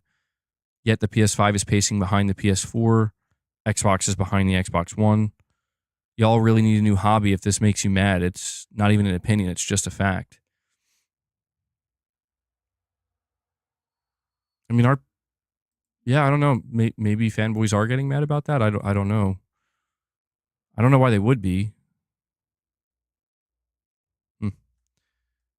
Let me see. What was I on here for? See, this is what I'm talking about. This is what I'm talking about. This is why Twitter's the worst. Like I didn't even look for that. It was like the first thing I saw. They're mad because he's wrong. It's just growing very slowly and Xbox is shrinking. Well, I don't. Here's what I don't understand. Like people need to stop thinking that somebody saying something, right? Like just a person saying something about like, well, here's what I think about the console industry and here's like the data I had to back it up. People need to stop constantly positioning like one person and one specific set of data as like, well, there you go. It's a matter of fact. It's like, okay, well, I mean, yeah, the PS5 is trending behind the PS4 by how much? 1 million units? Interesting. What do you think is going to happen when GTA comes out? You think it'll still be trailing behind PS4? If it's not, what does that mean then? Why is Xbox trailing behind the Xbox One? Is it because people gave up on the console or is it because Microsoft gave up on the console? I'm just saying, like, these are, like, yes, it is a fact. If somebody says, if this is a statement somebody makes, the console market is either A, not growing, or B, has hit a ceiling, that's true. But it's important, in my opinion, to dissect why that is. Because when you look a little bit more closely, you realize that the biggest blow to the console industry has come from Microsoft basically giving up on the console. Because as far as I can tell, Nintendo's doing well, Sony's doing well. And while there may not be growth per se, I think the implication is that people, and this is where I can agree that people on the internet, fanboys in particular, they can get too out of pocket where they take that as like, so you're saying it's dying. It's like, well, not necessarily. A market can shrink or, contract and it's not indicative of it dying. But, you think I'm getting tilted and going, well, I'm not going into defense mode. There's nothing to defend. There's nothing to defend, dude. What am I defending? I'm defending the honor of the console market. Like, bro, I just think that it's like when we look at the why is the because like to me, stating the console market is shrinking is something that I think is like, oh, okay, yeah. But the biggest thing we should probably acknowledge is which console has shrunk the fastest and is seemingly on its way out. And that's important, not because, oh, it's Xbox and we dunk on Xbox. No, because it's like, yeah, when Xbox basically slowly exits the console market, what do you think's going to happen to the console industry? It's going to get smaller. It's not going to look as strong. You're losing a major competitor. And Steven Leon coming in with a $100 super chat donation saying dishwasher fund. I got you, bro. Hope the missus as well. If you need more, let me know. Steven, I need more, bro. No, I'm just kidding. But thank you. Steven, thank you so much. I'll definitely be able to hopefully use that. Mrs. MBG is doing well. A little overwhelmed because we have a lot going on, taking care of a lot. But she's been tough. She's hanging in there. She's doing a great job. And I know she'll definitely be appreciative of this. She definitely does the dishes 99% of the time. I'm going to be honest. I do them sometimes. I do them sometimes. But this is more, the dishwasher is something, it's vital. It's vital for... But, hold on. There we go. Steven, thank you so much, man. You're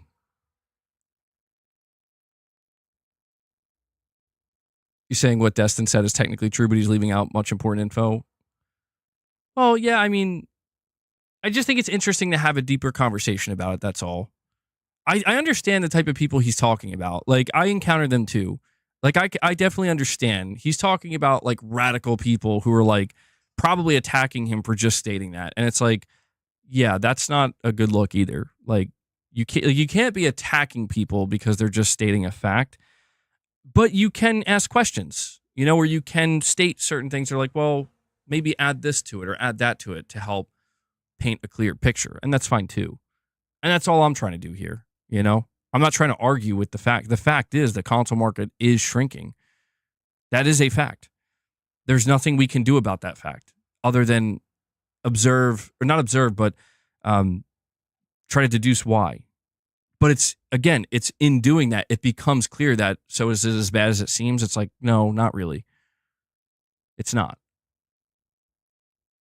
If you want to be, I think, more factual about it, like even more factual. Well, before I do that, Steven Leon, bro, you weren't kidding. You're like, let me know if you need more, bro. And he drops a 20 bomb. 20 memberships gifted by Steven Leon. Holy shit. After dropping a $100 super chat. Steven's going crazy today, bro. He says, boss must eat. I tried to say boss and must at the same time. Most, come here, Most. Now all we need is Corey in here. I know he's going to be upset missing Feed the Beast, but... Boss, do you read me? It's time to feed the beast. Here you go, bro.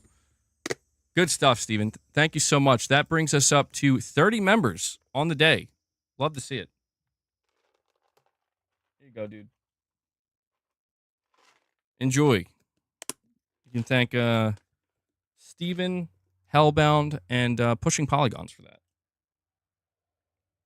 Good stuff, bro. Let me add that to the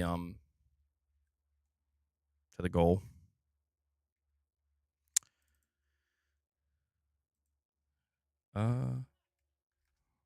There we go. Oh, and yeah, I gotta add Steven. I have to add your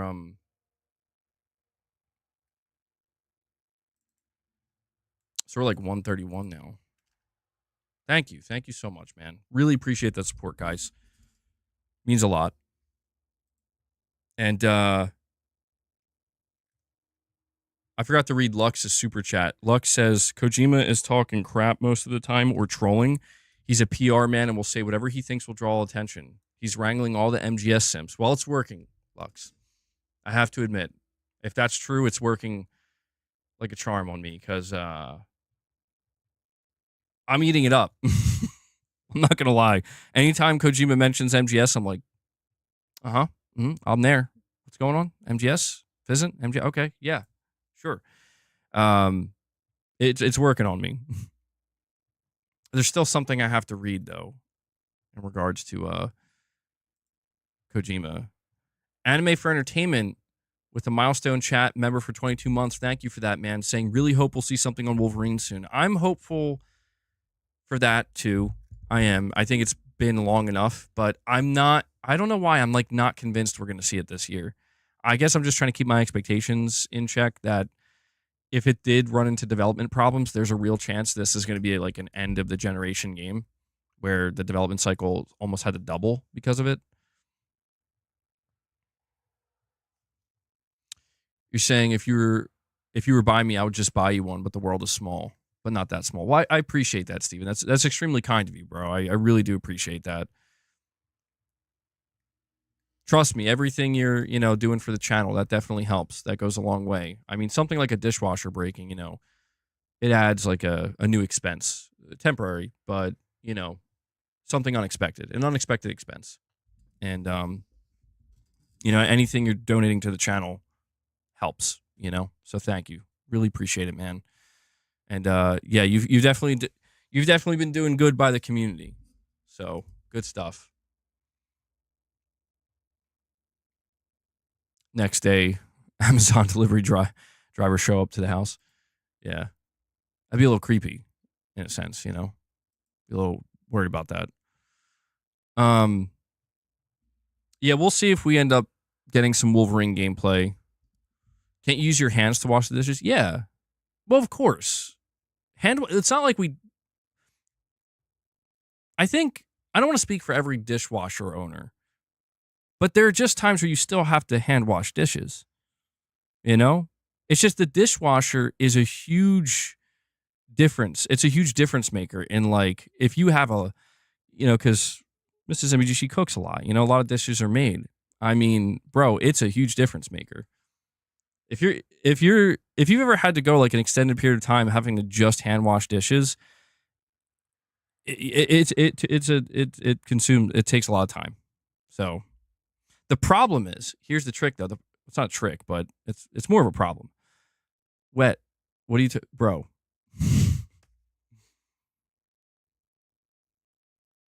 Thanks, man. We're trying to talk about dishwashers, and you're coming in telling me to take my hat off.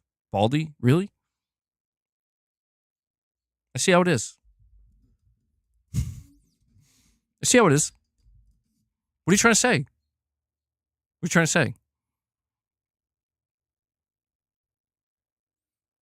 Anyway, the problem with dishwashers is once you get accustomed to having one, and then you don't have one, good luck. Good luck. Yeah, I use the dishwasher for my hats. That's true. It's been a while since I've taken the hat off. Well, I probably need a clean shave. Wait until you guys listen. The day's going to come. I don't know when it's going to happen. Bro, do you not see me? I'm on YouTube streaming. Of course I live off of technology. Of course I live off of technology. I am over-reliant on technology. No doubt about it. Going off the grid, I wouldn't last a day. I'd be dead in 24 hours. Straight up. I'm not even going to pretend. Not proud of it. But it is what it is. It is what it is. I got 8 kids to feed, bro. Come on. I'm already there, digital dude. I'm sorry. I failed you. Please don't be disappointed in me.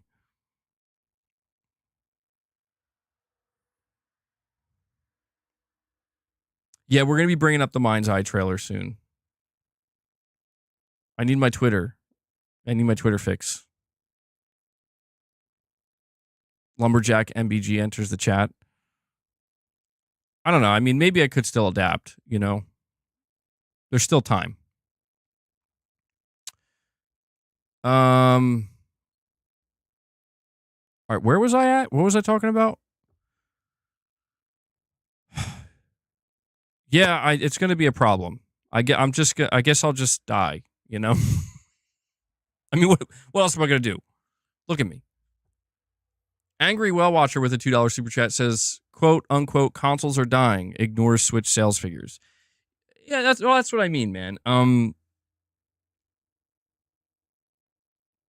It's not that the console market's dying. It's that one major player in the console market is, for all intents and purposes, like their console is dying. And they've tried everything they could to save it, and it's just not working. Yeah, that's going to cause major shrinkage overall. But it is true. It is true that the PS5 is selling. It is selling less than the PS4, but that to me is what makes things interesting. You know, the details do matter in this case, because it's like, well, okay, well, if you were to tell me the PS5 is doing worse than the PS4, it's trailing behind the PS4. Major shrinkage. If you were to tell me the PS5 is trailing behind the PS4, it's doing worse than the PS4, I'd say, oh, well, that's unfortunate. That doesn't sound good. And if I were to ask, well, by how much? That's like 1 million sales. 1 million. Like, oh, well, that's actually like it's basically doing about the same. You know? And so it's like, I don't know, man. I don't view that as, like, yes, technically speaking, if we're just speaking in pure technicality, it is still behind. And it will be probably realistically until GTA 6 comes out. But if you're somebody on the internet who's like, I'm going to use that as a way to convince people that this is on its way out, that's where, to me, it becomes disingenuous, because it's like, no. PlayStation's not on its way out. Nintendo consoles are not on their way out. Only Xbox is on its way out. And that to me is important to highlight to get a better understanding of like, is the console market in danger? No, but it is shrinking. And the main reason for that is Microsoft, not Sony, not Nintendo. That's important because that's what fanboys, that's the ammunition they look for. You know, I'm more inclined to believe, in fact, I'm more inclined to believe that if somebody were to go out of their way to explicitly state, just for reasons, the console market is shrinking, and then they withhold certain important points, like the ones I just mentioned. They just say the console market's shrinking. A broad statement. A factual one, but a broad one. You want me to believe that you're going to be surprised when certain fanboys get riled up by that? No. See, this is what I mean. We live in a day and age where it's all about gaslighting or playing the victim or something in between. And it's just like, why don't we get into the details? You know why people don't want to get into the details? Because when you get into the details, you realize, well, things aren't as clear as people want to make them seem. Turns out it's much more nuanced than the way certain people are making it come off and making it in the picture they're painting. And that's why I care to go into the details. Exactly, Gaming Survivor. Details do not back up hyperbolic statements or statements that are meant to evoke emotion, right? If I were to say,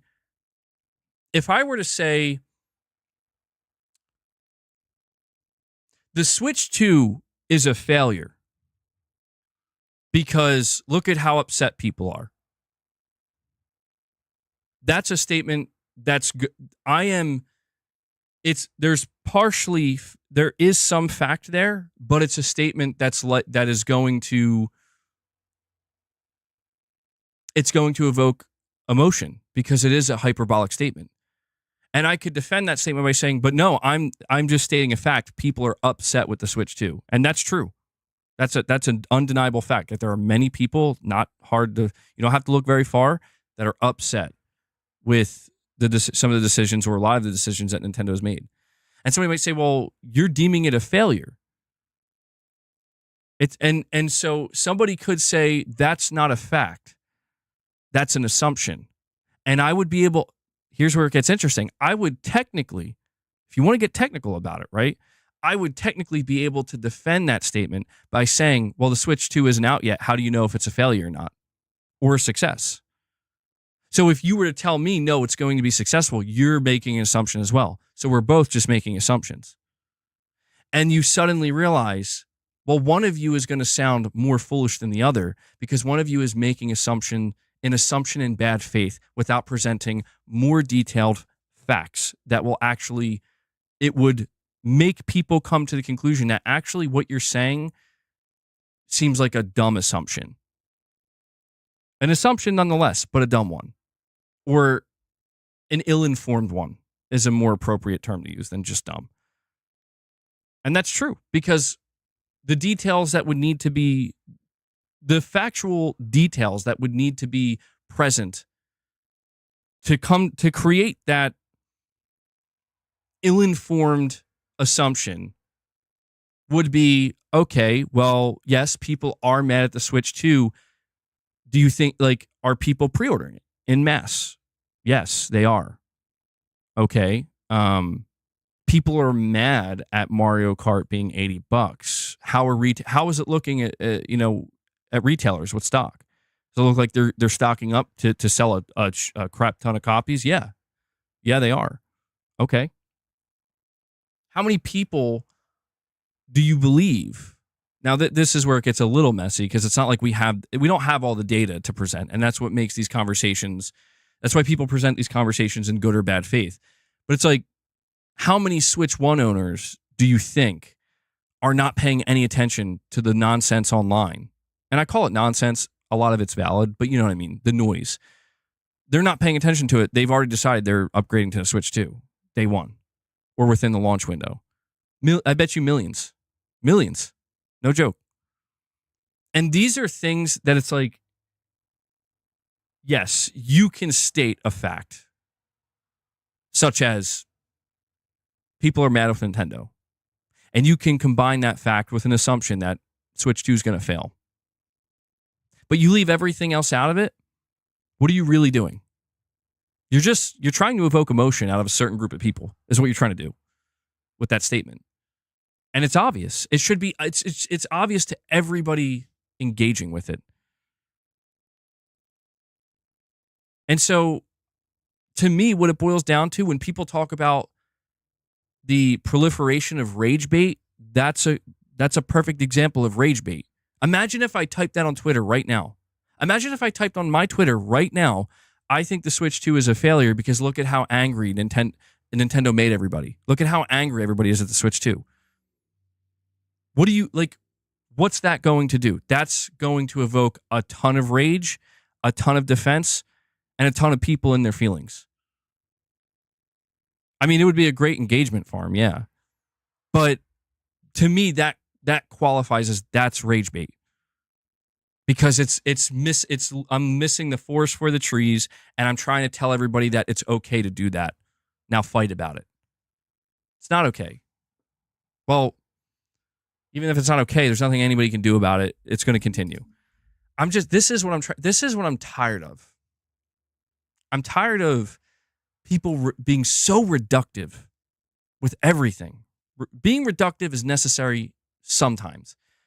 Most of the times, it's not. Most of the times, it only serves to create more friction because that friction usually in 2025 serves to create more revenue. And more revenue, well, who doesn't want it, right? I just wish we could get to a better place with this stuff. I'm trying. I mean, look, you don't have to like me. You can hate me, but I feel like you gotta at least admit I'm trying. I am trying. I'm out here trying. You know? You're selling all your Switches. You have 3. Their games are not for me or my son anymore. Switch 2 is not worth it for me. And see, Steven, that's what you just said is mature, right? You're not being like, yeah, bro, I hate the Switch now. My son hates the Switch now. Their games suck. Garbage. No, you're just straight up saying like, yeah, we're just moving on. It's not for us anymore. Totally cool. We need more of that. Just, people need to chill out. I need to chill out. So I'm saying you're old? No. Well, no, I'm saying you're wise, maybe. There you go. How's that sound? It's a compliment. Make no mistake. Old Steven Leon. Lux with a super chat says, Crazy Wolverine started development around the same time as GTA 6. Even GTA 6 switched up the game mid-dev. Its leak looked totally different, even the characters. It is nuts. Yeah, I still don't believe that. I mean, I guess I have no choice but to believe it, but I just struggle to believe that. Like, I'm supposed to believe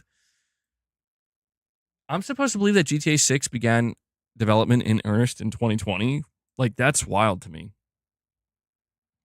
I feel like it would have taken a lot longer, but yeah, it's true that the game does look different in a lot of ways from the leaks. No, Steven, buttering you up? Never. I would never do that.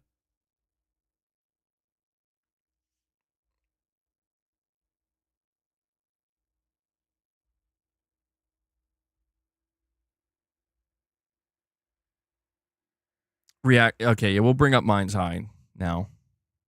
There was one other thing I wanted to tell you guys about Death Stranding 2 before we moved on. And basically it was that Kojima did pretty much confirm that they're not doing DLC, which I don't know if that's surprising to anybody, but it's just worth noting that if you were wondering if there was going to be some kind of DLC for Death Stranding 2, Kojima's saying they're not doing that.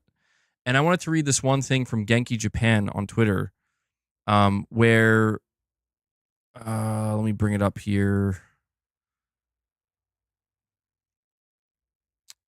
Sorry, I didn't really have it ready. I'm scrolling through now. Okay, so Genki Japan says Hideo Kojima revealed his 4-phase plan for Kojima Productions. Phase 1, creation of expansion of the Death Stranding IP, a sequel, a film, etc. So phase 1 is complete. Death Stranding 1, Death Stranding 2, Death Stranding movie, Death Stranding anime. Phase 1 complete. Phase 2, create a work that completely blurs the line between games and movies. For example, a game, and this is in quotes, a game where someone watching from behind would mistake it for a movie. We plan to create such a work by using the same assets and creators as the movie, end quote. And he's talking about PHYSINT. So he did confirm phase 2 is PHYSINT. So another description, I guess, of what we can expect of that game. Phase 3, he says, create a new form that is both a game and a film. That's OD. And I'm really interested to see how that turns out, because I remember the last time Kojima talked about OD, he was on stage with Jordan Peele, and he kept trying to tell people, like, it's not a movie. It is a game, but it's also kind of a movie, but it's not really a movie. He was having trouble explaining it, seemingly, or just like having to, he was trying his best to not make people think it was just a movie. An FMV game. I mean, yeah, I don't know. He's like trying to frame it as something new and different, but I'm not sure that it. Yeah, I don't know, man. I'm a little bit less enthusiastic about whatever this is, only because it sounds like, I don't know. It just sounds really strange. I'm all for it though. Like I'm interested to see what it is, but. And then he has phase 4, and phase 4, he says, is creating an IP as a film and then turning it into a game or creating something entirely new. So phase 4 is essentially either new IP or I make a movie first and then make it a game, which is interesting. That would be, I have to admit, that would be interesting.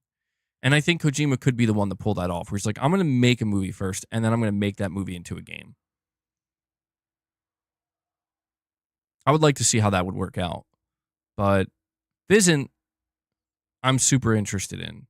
Out of everything listed here, PHYSINT is my go-to, man. OD is further ahead than PHYSINT. I mean, it has to be, right? You're saying phase 2. Well, no. He confirmed. He explicitly stated. Let me add the quote here. Hideo Kojima says after Death Stranding 2 and OD, he will enter quote unquote phase 2 of Kojima Productions. So he apparently OD. I'm starting to think OD might be connected to the Death Stranding universe. Because if you think about it, like, we know so little about it, and his marketing of it has been very kind of like wishy-washy. And maybe Kojima made OD to ultimately be a part of the Death Stranding universe, but he couldn't overtly state that or make it clear when he talked about it, because he knew there was a contractual agreement with Sony where it's like, once that agreement is up, don't forget that contractual agreement ended. Kojima owns the Death Stranding IP now. So if he wants OD to be part of the Death Stranding universe, he can do that. Am I on to something? I think I might be. If Kojima straight up said phase 2 does not count OD, and he basically lumped OD into part of phase 1, I don't know. That'd be interesting. I know he has one of the actresses that's in Death Stranding. I forget her name. She's pretty popular now. Get 20 small WD bottles with That's what I need. Yeah. Yeah, I tried using WD-40 on my dishwasher. It didn't fix it. Mama, yeah, there you go. I just forget the name of the actress. Margaret? Qualley, is that how you say her name? I don't know if I'm thinking of the right person.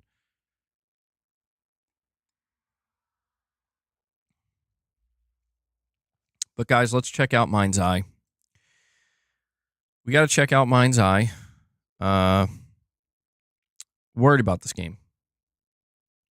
Worried about it.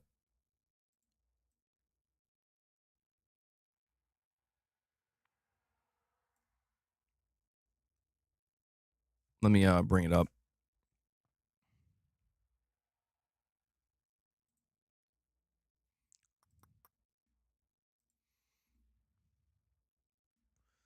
Where is it? I know it's here somewhere on the PlayStation channel.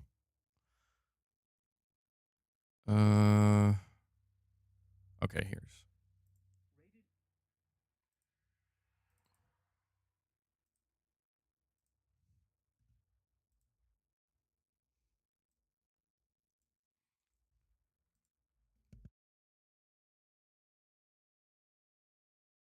You don't have time for MindsEye, even if it's good?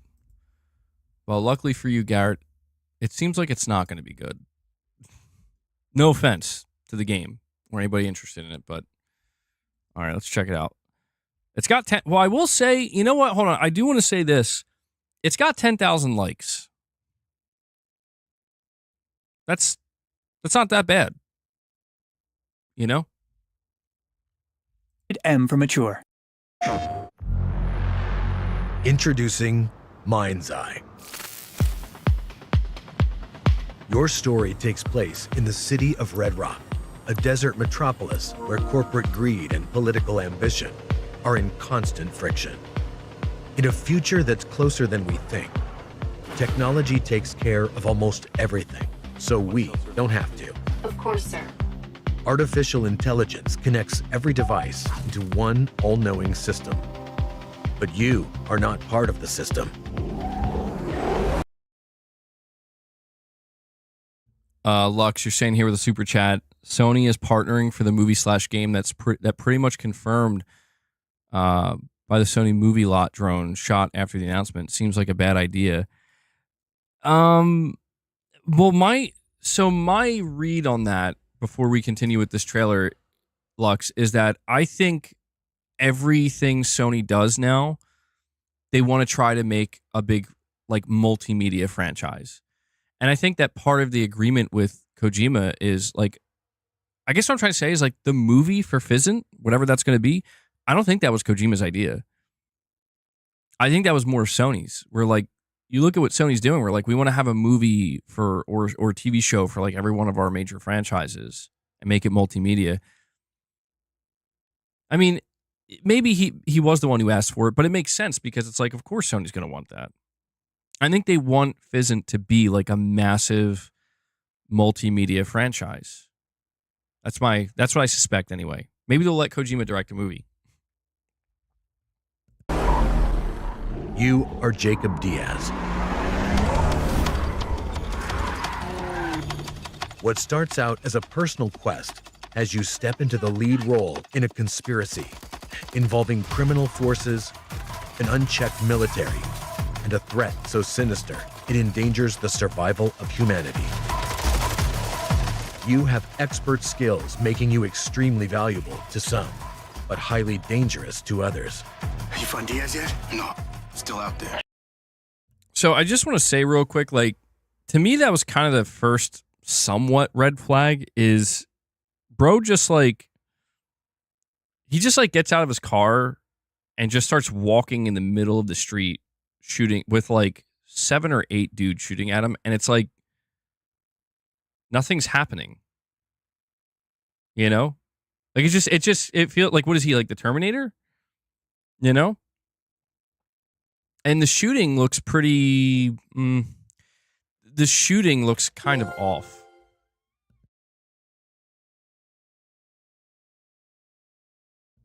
Hold on.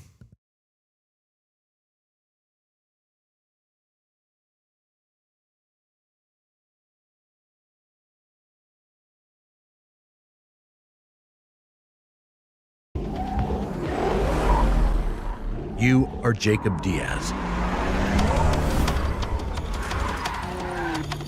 What starts out as a personal quest as you step into the lead role in a conspiracy involving criminal forces, an unchecked military, and a threat so sinister it endangers the survival of humanity.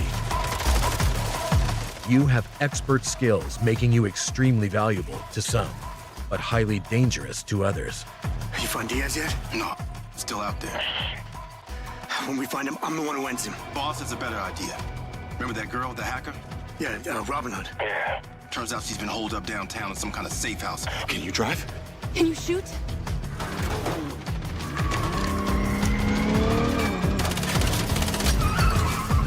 As you're confronted with increasingly perilous situations, you must form unlikely alliances in order to survive. Coordinates are in Sorry about that, guys. I wasn't really paying too much. I did see this already, so it's not a big deal. I think, I don't know what's going on, but I think somebody stole. So I ordered windshield wipers, new windshield wipers. I don't know why am I talking like that? Windshield wipers for our car, and they were delivered today by Amazon. But sometimes Amazon like delivers like, I don't know how many of you guys have had this happen, but sometimes they don't put shit in a box. Like they just take the product and they just like put it on your front steps or whatever. And it seems like, yeah, somebody stole them. Yeah, they were like left by the door. I'm gonna have to go look around and stuff. So we have like a camera. So this would be a first, man. This would be a first. Sorry, so I was a little. Mrs. MBG was just telling me about that. That's an option they put now. I didn't know that. No, I got the notification like hours ago that it arrived, but I'm streaming, so I didn't go up and get it. I probably should have just got up and went to go get it, but must have been an Xbot. Exactly, Devil Shooter. All right. So what are you guys thinking of the MindsEye gameplay so far? What are we thinking? Even after the notification? That would be unusual. Yeah, I don't know. I'll have to check the camera footage later. You think it's a dumpster fire, the game? Yikes. GPS. Now drive! Your talents at the wheel will be called upon as you find yourself both the hunter and hunted.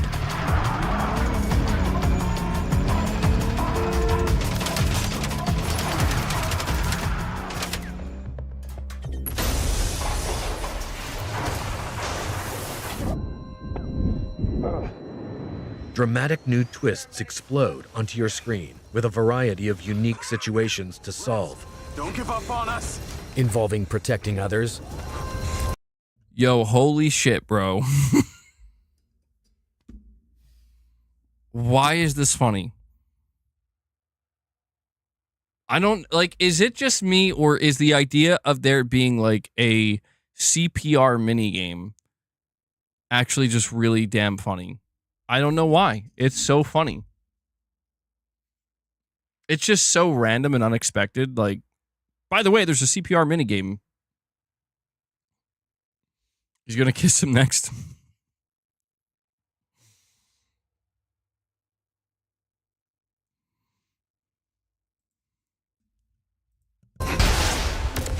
defending assets,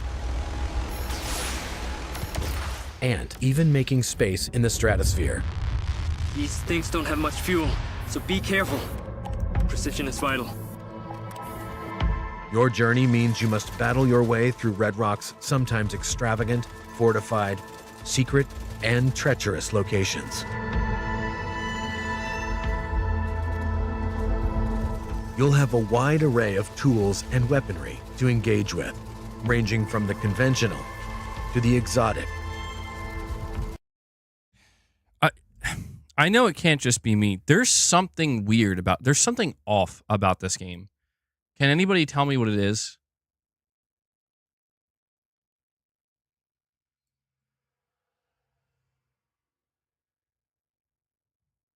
There's no way you can see a car is going that fast.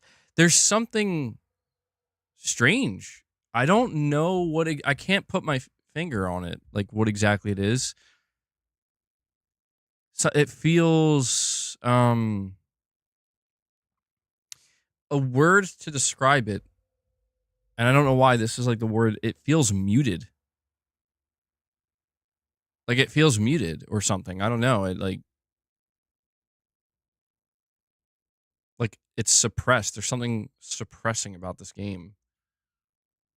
The color scheme, super handholdy. Reminds you of The Division. I mean, the way he's taking cover and popping out and shooting reminds me of it a little bit, but it's not hanging together.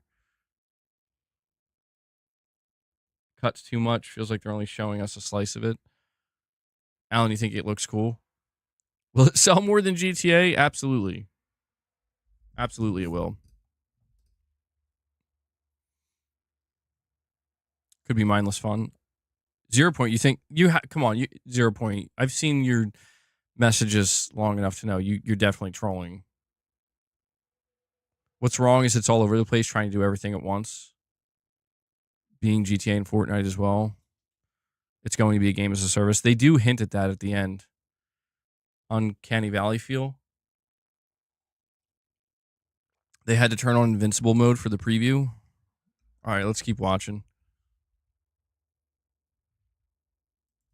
You will reactivate the MindsEye implant, which is fused to a companion drone, allowing you a whole new perspective and a strategic advantage in reconnaissance and combat.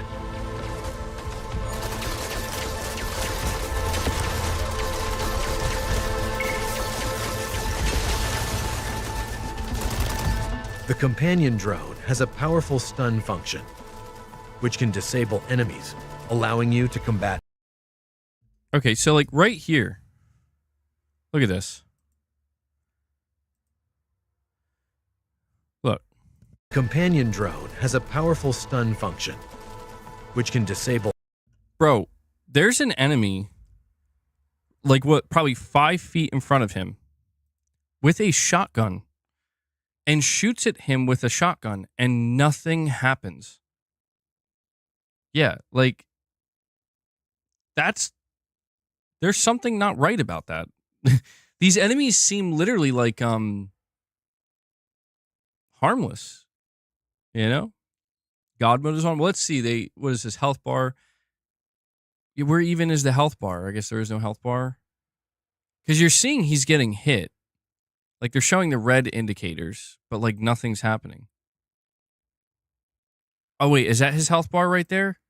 At the bottom? Let me see. Full stun function, which can disable enemies, allowing you to combat. Okay, so his health bar is below the weapon. And it's just, I don't know, I guess he's just tanking the damage. Yeah, I don't know, man. Something just does not look quite right. At multiple targets simultaneously. It can also be used to allow Jacob access to otherwise unreachable areas. As your enemies become stronger and more aggressive, you can upgrade the drone's abilities, increasing its potency. Use the drone to take over robots, turning hacked enemies into tactical allies.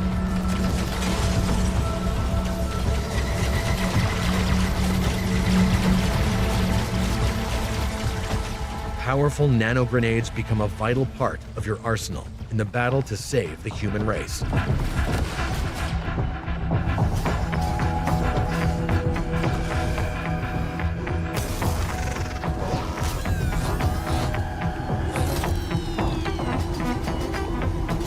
As the threat expands exponentially, time is running out. Only you have the power to stop this.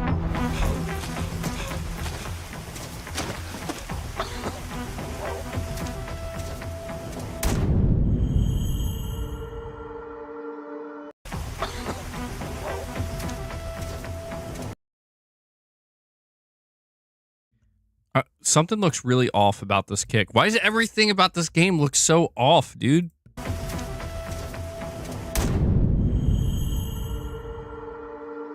Portals. Rips in time. MindsEye's unique content delivery system, entered via portals in the campaign or at any time through the menu, enables access to the open world and a continuous, ever-expanding stream of new gameplay.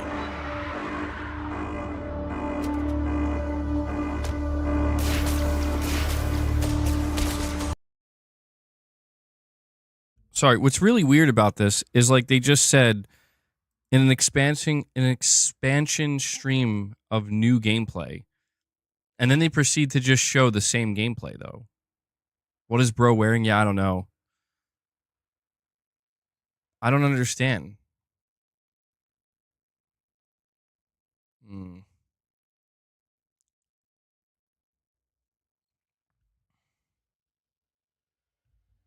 the last 10 years, it's just Benzie sitting in a room typing into an AI generator. This is the home of infinite entertainment.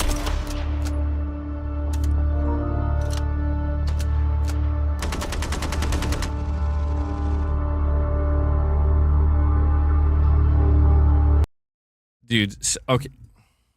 Something isn't right. There's something, dude. Is it that the world seems totally dead? I don't understand. There's just something wrong, bro. I feel like this game is messing with me. Lux, you're saying this looks like they didn't finish it or ran out of funds. They thought to themselves, let's just release it, maybe finish it through updates. I don't know. Yeah, I don't know, man. Something is very off. Like, the narrator says, hold on. This is the home of infinite entertainment.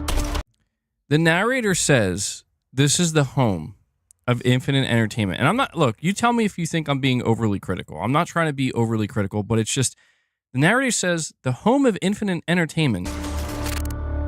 This is the home of infinite entertainment. And then proceeds to show some of the most generic and boring and just desolate, like, you're in what seems to be a desert-like area outside of a city, shooting what seem to be very bad AI or just mediocre AI enemies.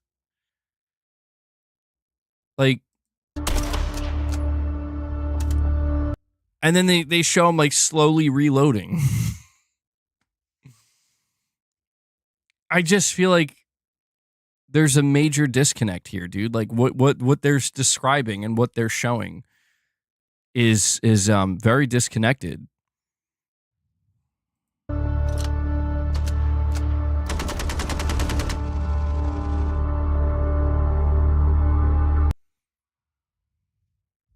So this seems to be like the first time we get a look at like the world a little bit.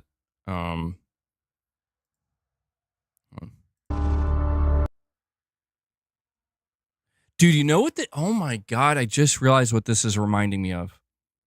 Holy shit. I knew this game was reminding me of another game. And you know what game it's reminding me of? You'll never guess. I'm not saying it doesn't look like a major step up from this game I'm going to compare it to, but no, not the day before, not Saints Row. I'll give you guys a minute to see. I could kind of see Watch Dogs a little bit like Watch Dogs. No, it's an older game. It's giving me a similar vibe of an older game that tried to be like GTA, and it was like the strangest feeling game where it was like, whoa, something isn't right here. I'm thinking of Driver 3. Yes, Garrett got it. Garrett, you got it before I said it. Driver 3, dude. Like, that's what this is reminding me of, where even though these games are years apart, Driver 3 came out to kind of try to compete against GTA, or they tried to like mimic the things that GTA was doing, but like the world felt strangely lifeless and devoid of it. It had this uncanny, strange feel to it. And especially looking at these sections here, it's reminding me of it. It's reminding me of it a lot. So they're showing, I guess that's a woman in a bikini and high heels. They're like pedestrians. I don't know.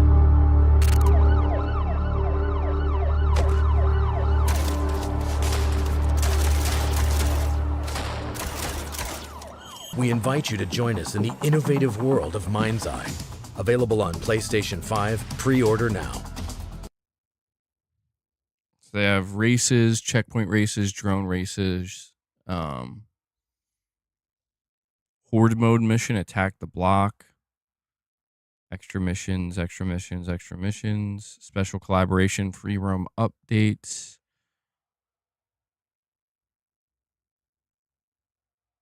New single player multiplayer, This is weird. I don't understand what's going on here, man.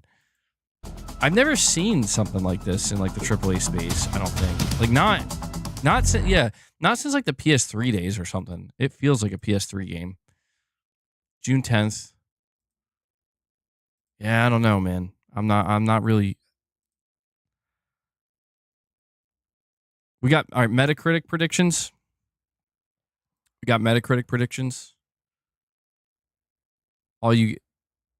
Free roam is all you get at launch and a short story. 65, 75, 54. A lot of 65s. I'm thinking 60 or lower.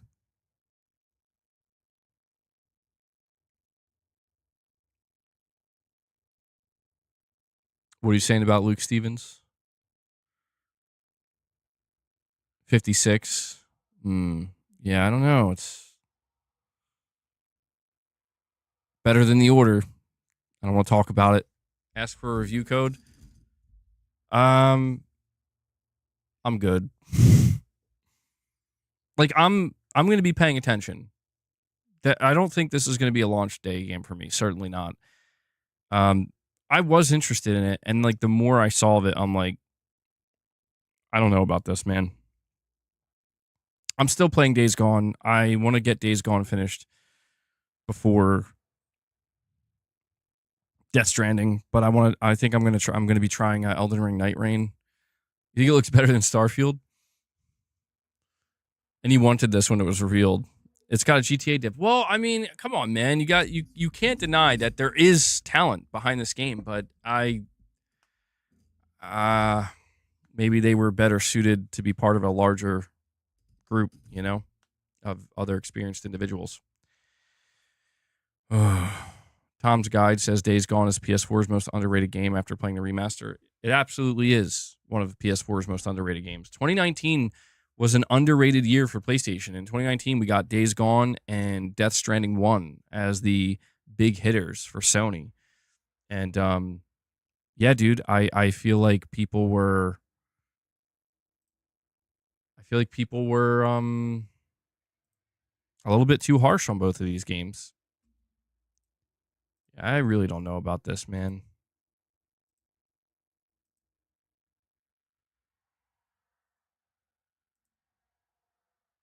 Let's go check some of the comments, shall we? I'm sure they're positive. This is the most I'm not sure how I feel about a game trailer I've seen. Perfect. That's about as accurate as it gets. This is the kind of game you'll see Jimmy in GTA 5 playing. Welcome to Cyberwatch Saints Auto.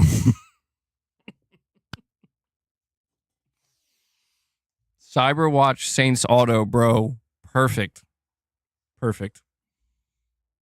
I love the comment sections. This feels so eerie, like we're watching a generic AI parody of what video games look like to regular people. Dude showed up and started shooting with zero cover. This looks like a video game you'd see a family member in the background of a movie play.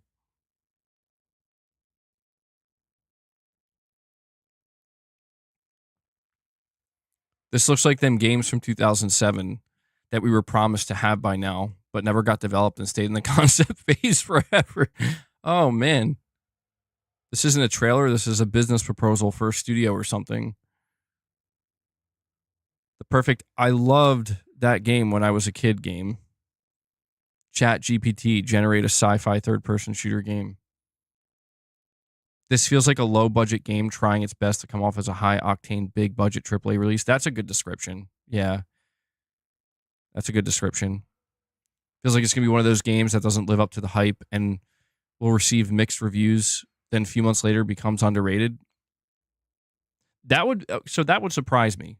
If like months down the line or even years later, people are like, man, MindsEye was a great game. You know? We just didn't really know. We didn't really know at the time. This is the most 7 out of 10 game I've seen, and you know what? That's okay. Okay. That's interesting. So that's got a lot of upvotes. It seems like people are kind of on board with this. it does seem like they're kind of on board with this. Maybe not 100%, but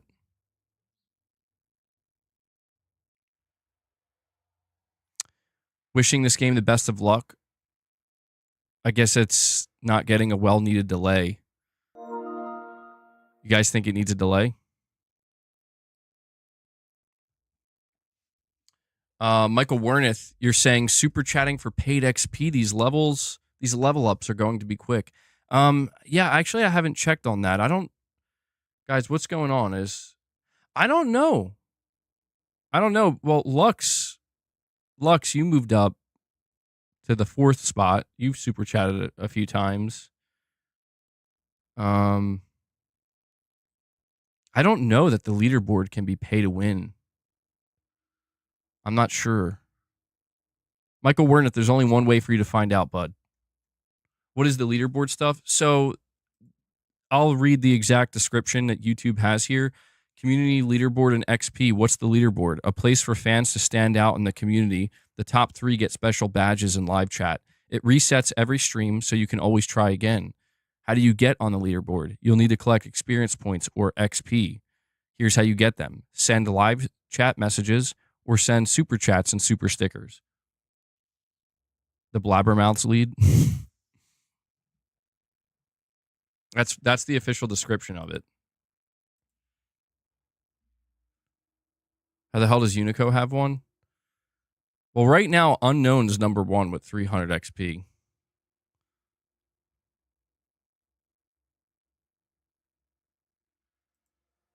I don't know. I'm not sure how they, I don't know how. It's brand new to me, too. Michael says, challenge accepted with a $2 chat. Michael, is it telling you how much XP you're getting for that? Well, I don't even know if the chat's updated yet. Let me go check. Not at all.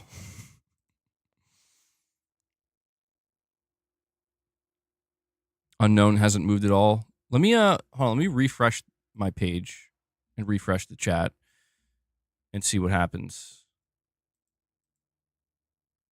Hold on, let me shut some of this down. Oh, hold on. There was something else about MindsEye that I wanted to let me get this off the screen now. Apparently, one of the developers of MindsEye, or like one of the directors, is claiming that people got paid off to trash this game, and I'm like, this is weird. That's a weird statement. Where is it?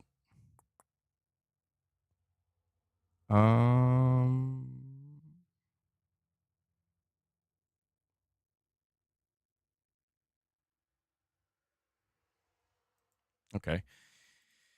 All right, so I refreshed the chat. Let me check. Yeah, I don't know. Unknown has 300 XP.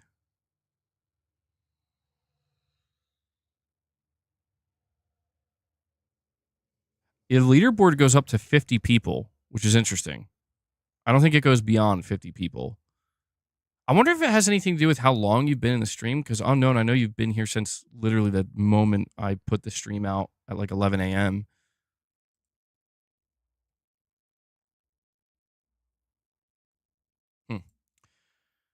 Well, what's interesting is I've had like a kind of quote unquote leaderboard in a way. I don't know if you call it leaderboard, but I put the trophies up top for the top donors of each week. I try to make sure I update that.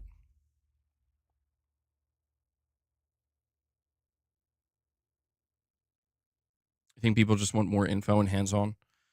Well, Michael, I can't guarantee that you can super chat your way to the top.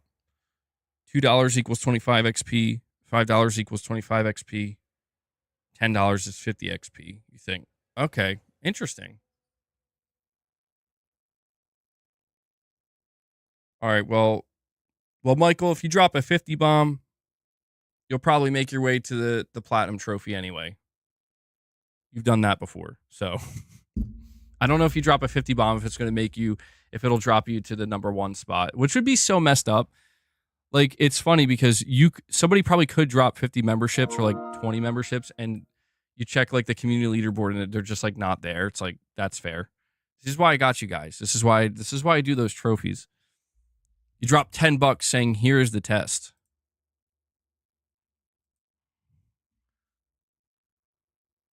Well, what's interesting is this is the first day that they rolled it out. So I'm assuming they're going to refine it. I don't know if this was in beta testing or not.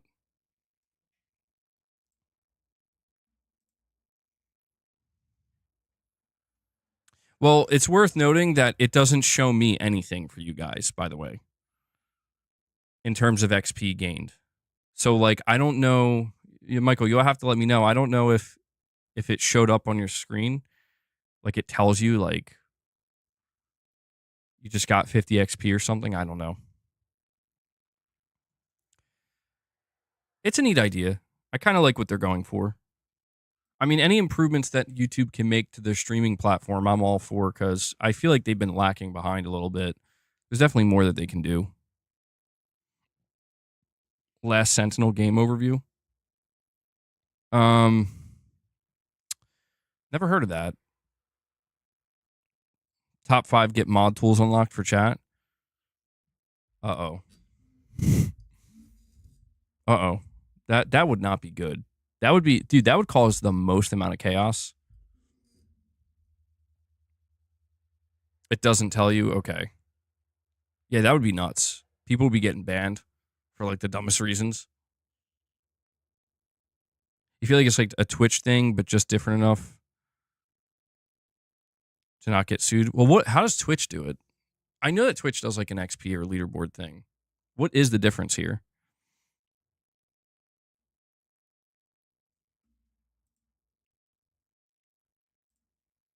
Let me go check.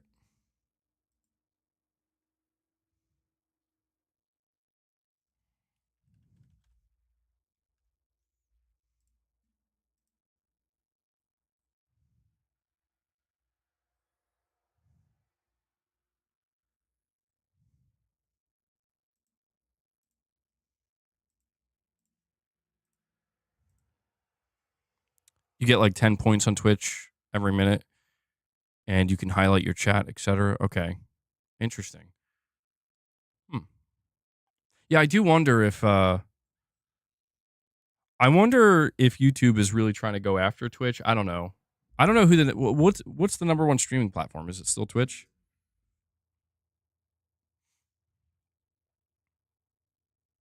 You feel like they're trying to be like Twitch? Well, Twitch definitely does some stuff right. No doubt about it. I don't stream over there, but X could be a possible streaming option soon. Asmongold is going to be helping with it. That's interesting. Now, the reason why that interests me is simply because, like, I have 2 places where I have large followings. YouTube is my largest with over 100,000 subscribers. But on Twitter, I have nearly 75,000 followers. So that I will be interested in. And the reason why I told you guys I returned to Twitter because I think they changed something where I was telling you guys that I was straight up feeling insulted, where they're like, come make a little bit of money posting tweets and whatnot and using Twitter. And I'm like, oh, okay, yeah, sure. And they're like, here's $1. I'm like, bro, I've been tweeting like crazy all month. $1? Like, I'm not trying to, look, I'm not going to sit here and pretend that Twitter wasn't worse before, you know? You didn't get your XP yet, mother effers. Yeah, I don't wonder how long it takes. Elon wants to end Twitch. That'll be interesting. Well, I mean, I'm not, you know me, I've had a lot of problems and complaints with Twitter. I still do. Or Twitter X. Is that what I don't know. Just call it Twitter. And I still do. But listen, if they want to open up opportunity, I have a larger following over there too, or a large following, not larger than YouTube, but I have a large following. If they want to open up more opportunities for somebody like me to increase my earnings, you know, and that can be continually fed back into my channel here and continue to grow what I do here, I'm going to, yeah, I'll be open to that. And that's why I'm using Twitter again, because I've noticed, like, I decided to I canceled my Twitter premium membership for a while, and I decided to renew it and give it another shot. And I got like a payout that was like substantially larger than ever before. And I'm like, and it's nothing crazy, but just like definitely larger, more than $1. And I was like, well, that's interesting. So, okay, maybe it's just a one-time thing. Maybe they owed me something. I don't know. But then it happened again. And I'm like, is this a viable place to actually make a little bit of extra revenue now? And that's interesting to me because, other than that, it just felt totally pointless. Like, what am I even doing here? People can buy ads on your posts. Michael says, hello, YouTube algorithm. Please accept my chat as an XP boost. I will be sure to tune in when I can support one of the best streamers in the PlayStation space. Just give me XP. Well, thank you for that, Michael. Thank you. I appreciate that, man. Yeah, Michael, you've been a big supporter of the channel. I really appreciate that, bro. I try not to go on and on about it, but those of you who are, those of you who drop donations of any kind, I mean, I appreciate the viewership. Trust me, without that, I couldn't do anything. But that direct funding is what allows me literally to be able to do this. And I'm grateful. Times are tough for a lot of people. And this is one of those things where I don't know how long it's going to last. So I'm just trying to be grateful while I can. Advertising on Twitch is dying because of all the political drama. That makes sense. That actually, yeah, that makes complete sense. What's interesting is the opposite seems to be happening with YouTube. We got notified. One of the things I did get notified with YouTube is they used to have this like 7-second rule. I think it was a 7-second rule where there can be no profanity for the first 7 seconds of your content. If you swear within the first 7 seconds, you're going to get like a yellow monetization symbol or whatever, and you're not going to get advertising. And I think that they just announced, I read it, that they just changed that where like advertisers are cool now. So like you could like basically you could open your video being like, what the, drop an F-bomb. And I'm I still swear. I don't, but I'm trying not to swear just for the sake of it. Don't want to overdo it.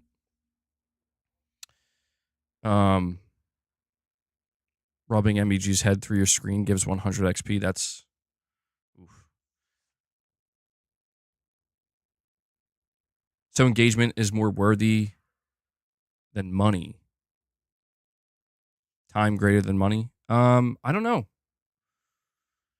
Michael, there's no way you're saying you love your LG dishwasher. I have an LG dishwasher. That's the one that just broke. There's no way. Michael, how long have you had your LG dishwasher? Oh, okay. All right. You just, good. You're just messing with me. You're making me nervous. I'm like, bro, he's going to tell me I've had it for 12 years. It's in pristine condition. Yeah, life's good dishwasher. Petrov says I hand wash.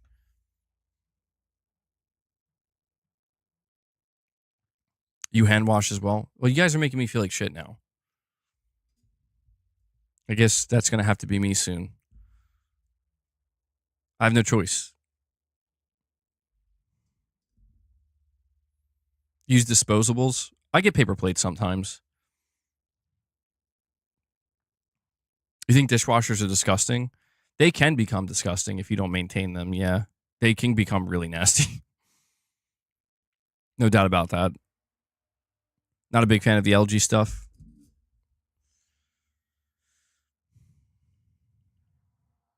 Michael, no. Michael, that's what we call being sexist. I mean, Mrs. MBG does wash the dishes, though, like 99% of the times.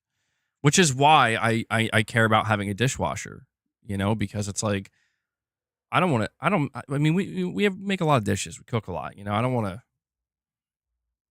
We've just gotten used to it. We don't want to hand wash if we don't have to. We will if we have to. We do sometimes, but I'm a lazy American. Come on. You think he meant Leia and Luna? Oh, well, that's okay. Yeah. Yeah, no, they're useless.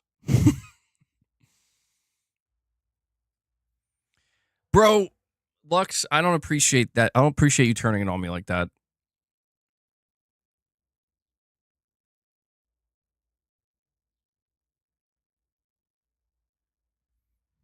No, Mrs. MBG is a great wife, though. She does a lot. Like, it's actually like something I'm pretty thankful for, very thankful for, because man, bro's scared of water. I'm not scared of water. Living in the 50s? Not quite. Somewhat. Maybe a little bit. Half and half. El Unico says, hand washing is primitive activities. Imagine the cats having a chore chart.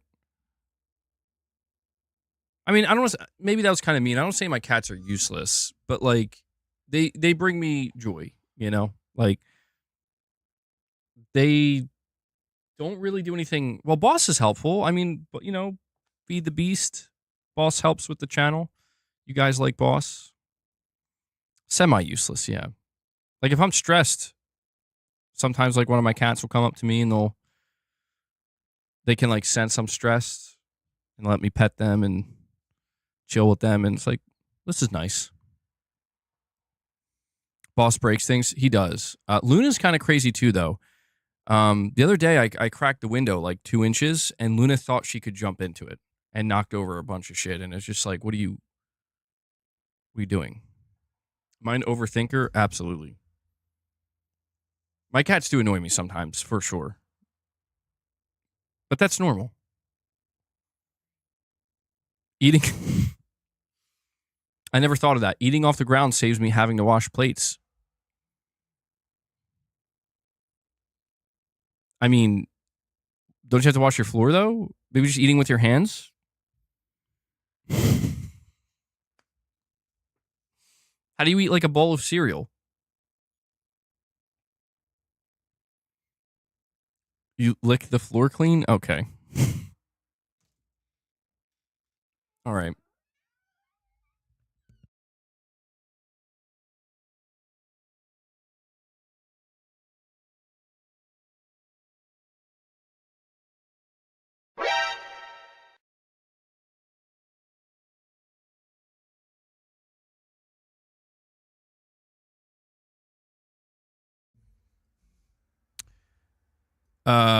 Damn.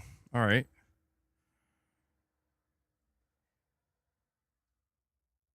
Oh, bro. Michael Wernath. Michael Wernath just drops a 100. It says not Michael Wernath. Sorry. Not Michael Wernath drops a $100 direct donation. He says for the dishwasher. Bro. Holy shit. That's for both you and Stephen Leon. That's the second $100 donation today, bro. Thank you so much, man. God damn. Michael. Was not expecting that. I'm sorry. It's not going to count towards the XP, but you know what? Counts here. You know, it's, the XP's in the heart. Thank you so much for that, man. That's incredibly kind. I'm going to add that to the goal here. So, where's it at? Damn, you guys put in more work today towards this dishwasher goal than I expected. Michael's never going to get his XP, bro. Thank you guys so much. I really do appreciate that. Couldn't you just do the dishes in the shower? Oh, man, that's nasty. That's nasty work. I mean, it's efficient. Like, I see where you're going with that. Kill 2 birds with 1 stone. But, oh, man. I don't know about that one. That's kind of cursed. That's pretty cursed, man. Yeah, I don't. Because it's just like, can you imagine like just being naked in the shower? And you got like all these like plates and pots and pans and like, you know, what are you gonna do? You just like put it on the shower floor? What about the silverware? You know, stepping on shit, break a dish, sever an artery by accident. Suddenly you're just dead in your tub with the shower running and dishes everywhere, and somebody comes in, finds you that way, you're like, what the hell is going on?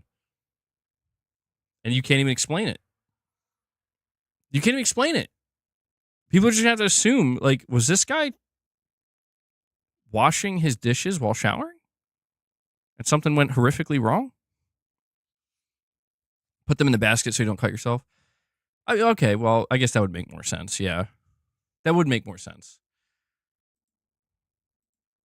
See, this is why I don't try to attempt these things. Bro, what are we talking about?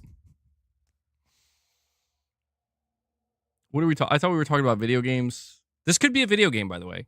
What I just described. It could be a game.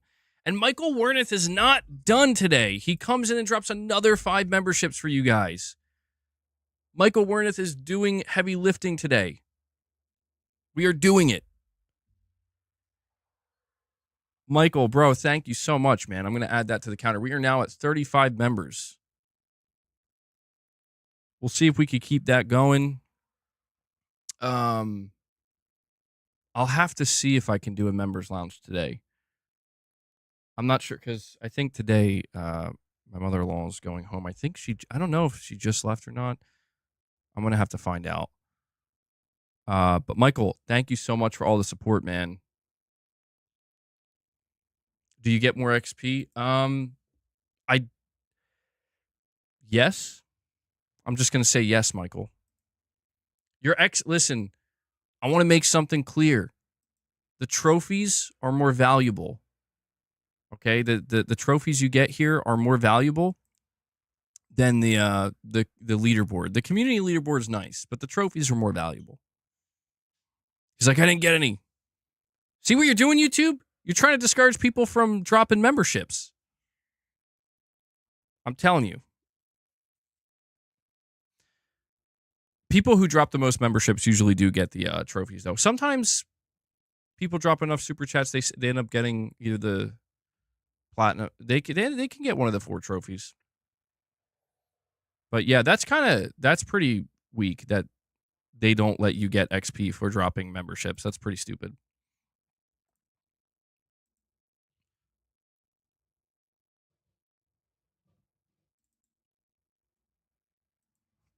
Guys, hold on one sec.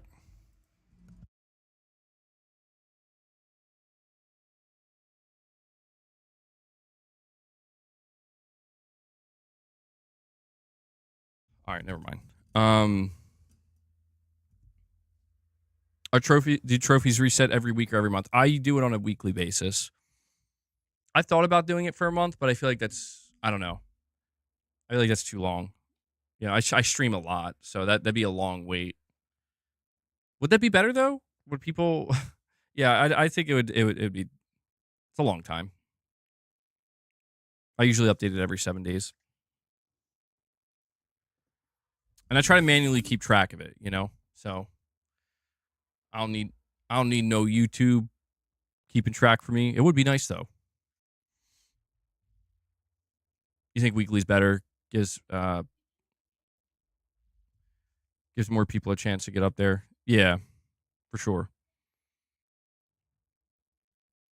Let me go check the XP. So, yeah, right now there's multiple people sitting at 300 XP. So I don't know. Like, I don't know if that's, is it like capped out at 300 or what?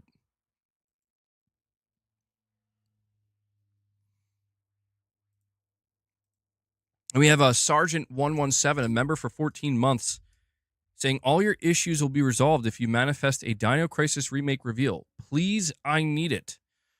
I saw something this morning, Sergeant, about Dino Crisis, actually. I don't know if it's getting revived. But where? Hold on. Where did I see it? I think it was Genki Japan again. It's got to be here somewhere. Okay, of course I can't find it. Hold on. I swear I saw something about Dino Crisis today. I'm not crazy. I might be crazy. I don't know.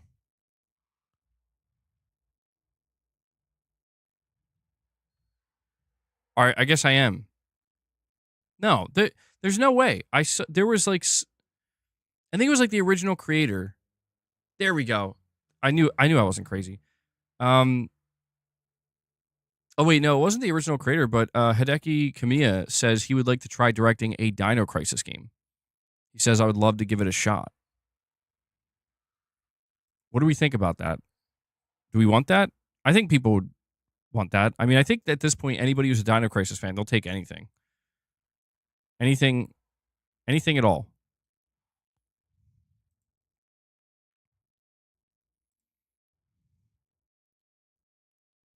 Bro's nuts.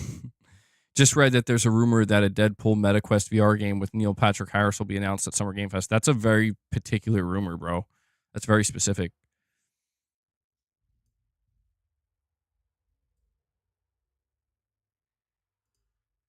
I need to read this to you guys. I don't have much experience with Dino Crisis. I have some. I'd play a new one. I got this report here from Push Square. It says Mark Gerhard. Okay. Mike Gerhard, co-CEO at MindsEye developer. So this is, co-CEO for the studio that is making MindsEye. They're called Build a Rocket Boy. Believes this underwhelming reaction to the imminent PS5 game is a result of a concerted effort to trash the game and the studio, where those with negative feedback are being paid by someone to share it. In a series of posts on the game's Discord server, Gerhard responded to a question from a fan asking if he thinks, quote, all the people who reacted negatively were financed by someone, end quote, to which he replied, 100%. When pressed for further information, Gerhard said that, quote, there is a concerted effort by some people that don't want to see Leslie or Build a Rocket Boy to be successful, that are making a concerted effort to trash the game and the studio. It's pretty easy to see the bots and the repeated replies to any content that we put out, end quote. The co-CEO does not elaborate on who these people wishing failure on the studio are, but despite the surprising claims, Gerhard reiterates his suggestions aren't wild when it's true. Recently, a handful of YouTubers were included in a hands-off preview event for MindsEye. To our knowledge, no games media outlets such as Push Square were invited. Those previews resulted in a lot of negative feedback just prior to the game's release date on June 10th. As spotted by Eurogamer, a roundup post of all the issues included suggestions of it being a broken mess filled with bugs and should be delayed. So what do we think about this, guys? I mean, yeah, this sounds like who exactly is going to be paying people to trash this game?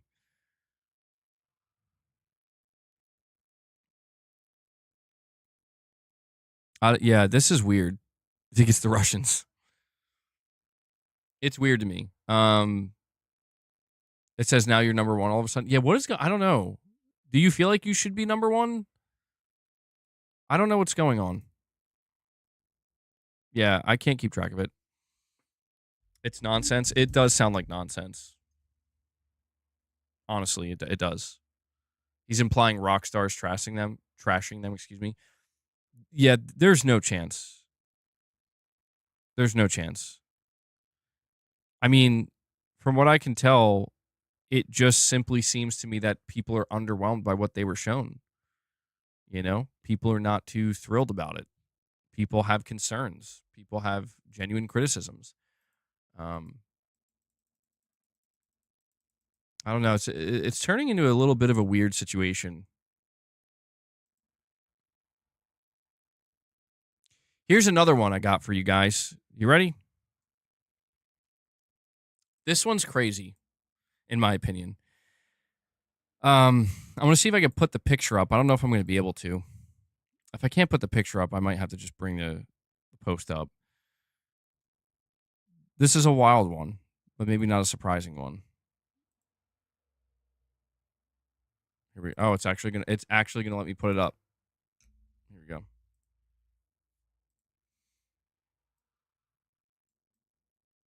Putting this up here for a reason. So I have an article here from Push Square. It says it doesn't look like Chelsea Grace, an outsourcing and co-development lead at Shutter developer Firewalk Games, has much love for Concord. She donated her commemorative launch plaque to U.S. thrift store Goodwill, and you can now own this small piece of history. The framed piece includes the game's box art and a copy of the PS5 outing on Blu-ray, as well as a label which includes her name and the reference to the ill-fated release's launch date. The title was, of course, taken offline approximately 2 weeks after it launched due to some truly dismal sales numbers, and the whole project was subsequently shut down. We suppose it's possible this plaque is a spare, although clearly the owner wants nothing to do with it. The positive news is that it's currently commanding $453 at auction, which of course will go towards charity. So let me go see if I can actually find it on Goodwill. Oh my God, it's up to $3,000. Yo, guys, who wants to drop a shit ton of money for us to secure this? I'm on Goodwill's website. Chelsea Grace founding Concord PS5 free gunner wall hanging plaque. Time left 5 days and 7 hours. 40 bids. It's up to $3,000. Yo, should I? Once we get my dishwasher fund, should we do a Concord plaque? Was she a dev? She was. Yeah. How crazy would that be to have that and hang up on the wall? That would be nuts. That's a lot though, man. $3,000.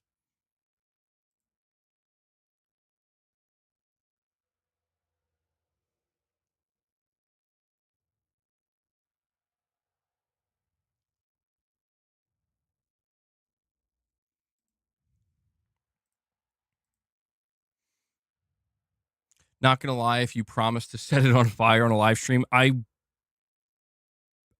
don't know if I could do that. Maybe. It's not worth a penny. I do wonder why it's going for so much money, though. Like, that does seem like a strangely high amount. Like, I guess, I don't know, people just really want to donate to charity. Well, I don't know, man. Yo, did you guys see this article that's getting absolutely cooked? There's this article that was written up. Let me get. It's Hold on, let me. True Achievements. True Achievements puts out an article titled "Claire Obscure is a big hit, but let's not overlook Microsoft's role in that." And they are getting cooked, bro. Like they took it too far. Although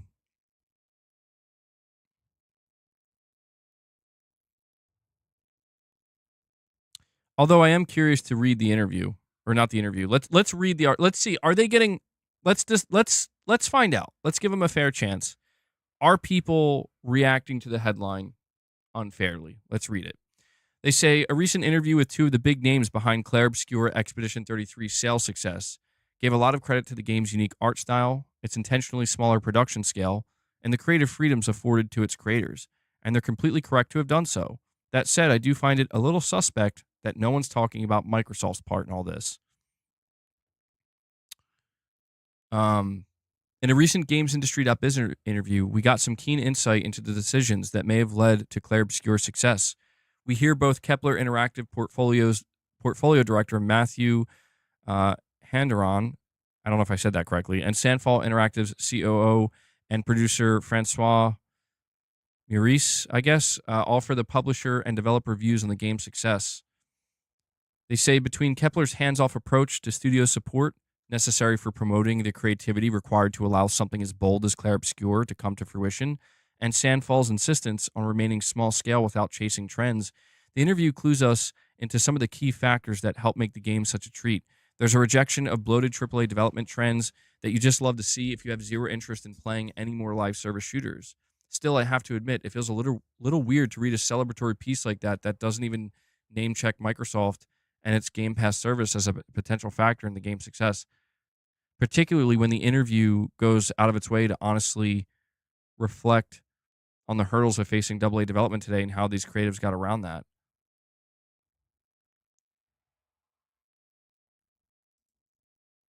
Well, hold on. Are they implying that it's the money that Microsoft paid to get it as a day one drop on Game Pass that they should be highlighting?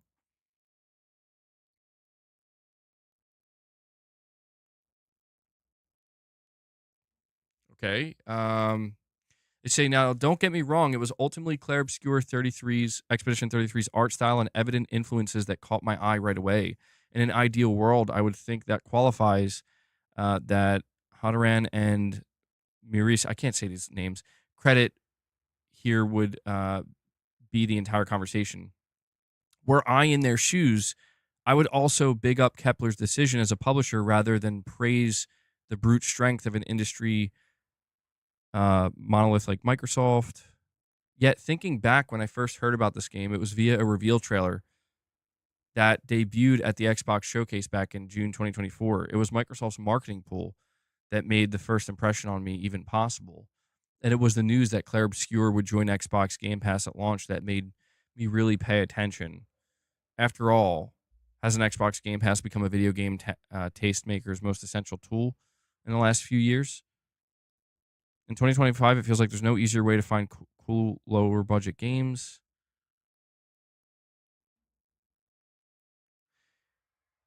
What's harder to ignore is the fact that Claire Obscure is only the latest in a string of AA games published this year that have found considerable popularity and potential sales success after benefiting from the weight of Microsoft's marketing on Xbox Game Pass at launch.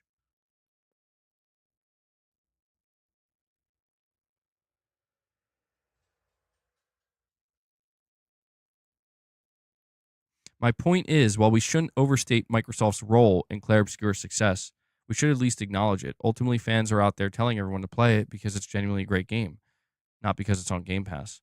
That said, as much as I would love to live in a world where that rewards people for simply making cool stuff, the reality is that developers still rely on big companies like Microsoft to find these games, for now at least.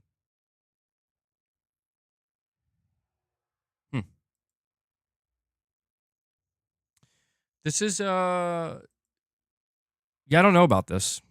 Michael, member for 19 months, says, everyone say hi to Wes. He's a stellar feller. Stellar feller. Hello, Wes.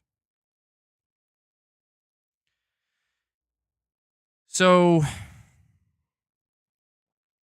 you're saying the devs have literally come out and thanked Microsoft for their support. What's the controversy? I don't know. I just came across this article that's getting absolutely obliterated on Twitter. I don't know. I guess like this person who wrote the article believes that Microsoft's not getting enough credit, and I'm like, well, I think they're getting just the right amount. Like, we need to acknowledge, and this is the truth. This is a truth that I don't think people talk about enough. And I'm not here to say it's bad. I don't want to make it sound like it's nefarious. I would do it too. You know, it's business. Microsoft gets games from, like, there's a reason you don't see AAA video games that are guaranteed to find commercial success. There's a reason you don't see them dropping day one into Game Pass or PlayStation Plus.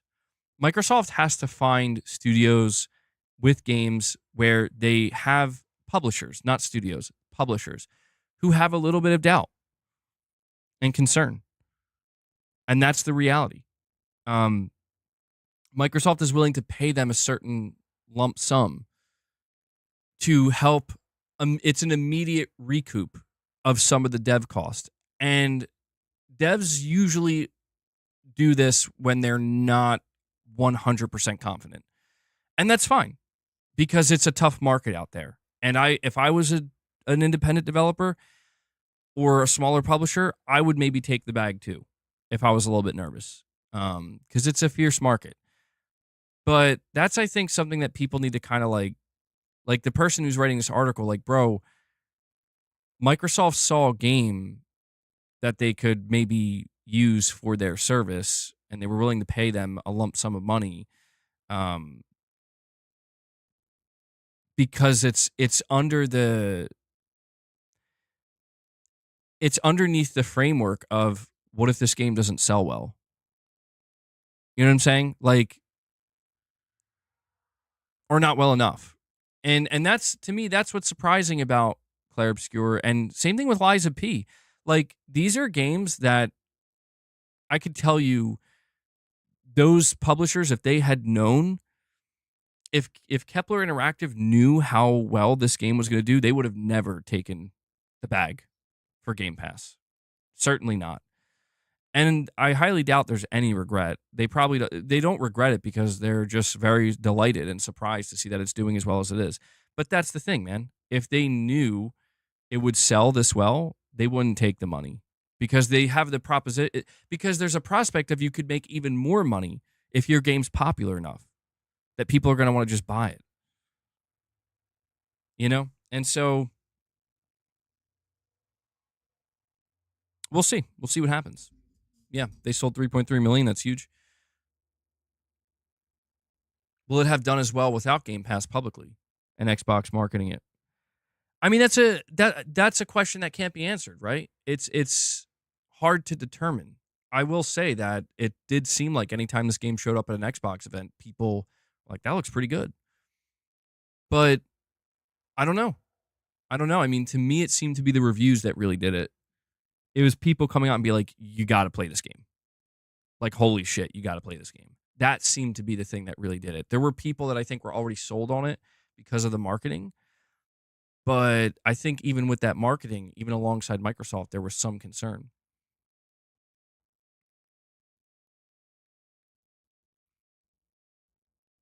Well, no, I'm not trying to frame it as a negative. No. It's not, I wouldn't say it's unless you consider a reality a negative. I'm trying to say that Microsoft has no choice but to go talk to publishers with games that don't seem like they're guaranteed success. Isn't that, you're saying, is that what PlayStation stopped doing? I mean, I think Sony basically does it in the opposite direction of, like, they try to promise developers massive success, kind of like what they did with Square Enix, where it's like, look at how well our exclusives do. If your exclusive is high quality enough, yours could do just as well. And sometimes that doesn't work out. Michael, you're saying, I'm going to Helldive. Thanks for having me, guys. You are all amazing and beautiful. Keep gaming and give MBG shit because he likes the banter. Well, thank you, Michael. I appreciate your support today, man. Yeah, go save Super Earth, bro. Isn't that a massive W for game devs? It's better than it not being there. It's a potential safety net. You know? Like, yeah, that's why I'm saying, like, if I was an independent developer or a smaller publisher and I was unsure, and Microsoft's like, we'll give you not the entire amount you put into developing this game, but like 60% of it. Like, you're going to get, or 50% of it. You're going to get 50% of it up front. Now it alleviates the pressure. Yeah, that's a good thing.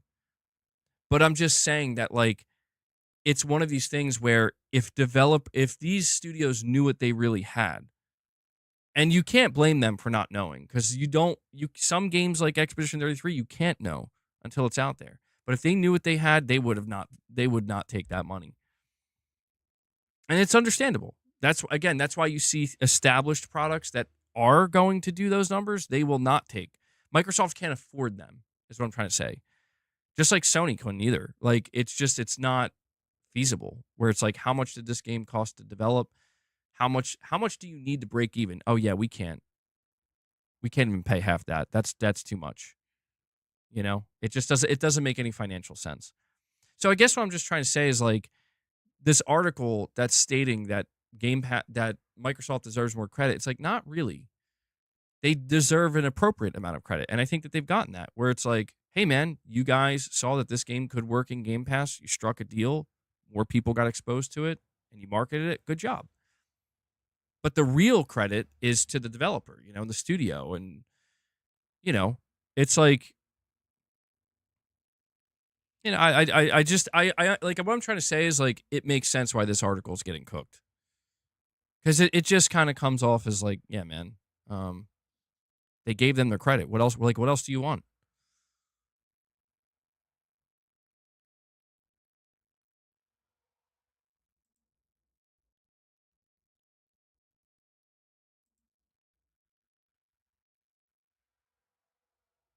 Yeah, that's I mean, dude, people are not happy with this.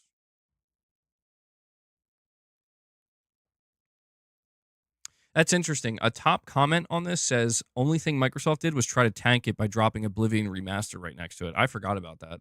Luckily, I don't think it hurt it at all. But yeah, that was kind of weird. Um,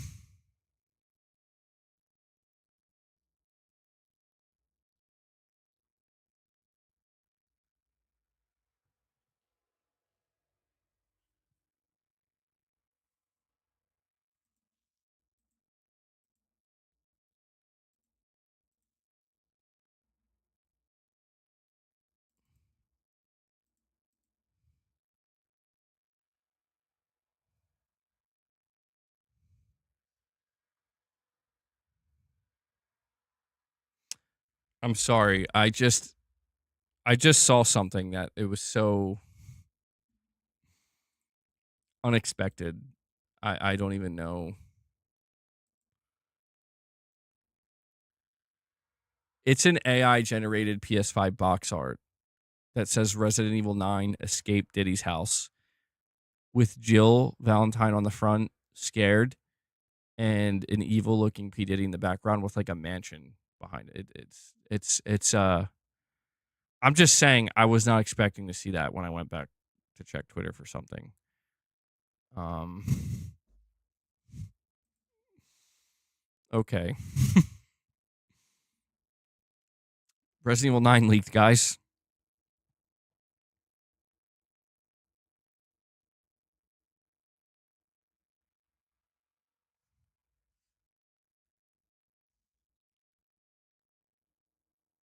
All right. All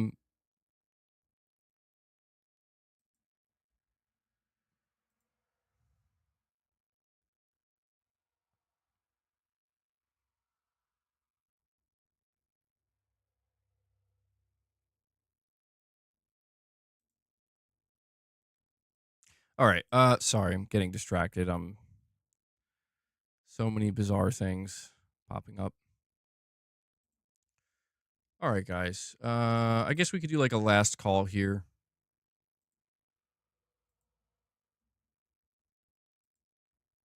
If you guys want to drop any more support, we're going to be wrapping the stream up very soon.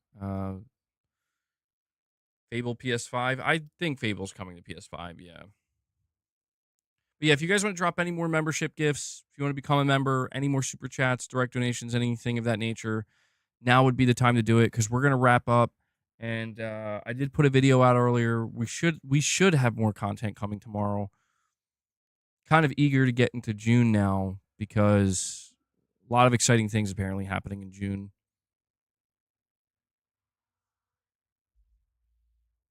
You think Fable 4 is coming to PS5 without the first three? Actually, yeah. I think the new Fable's kind of like a reboot. So, fresh start, maybe. What is the Purple Crown Cup thing? It's a new community XP feature that YouTube's doing. Petrov, you're heading out, man. Well, I appreciate you hanging out, showing support. You're saying boycott all Xbox games?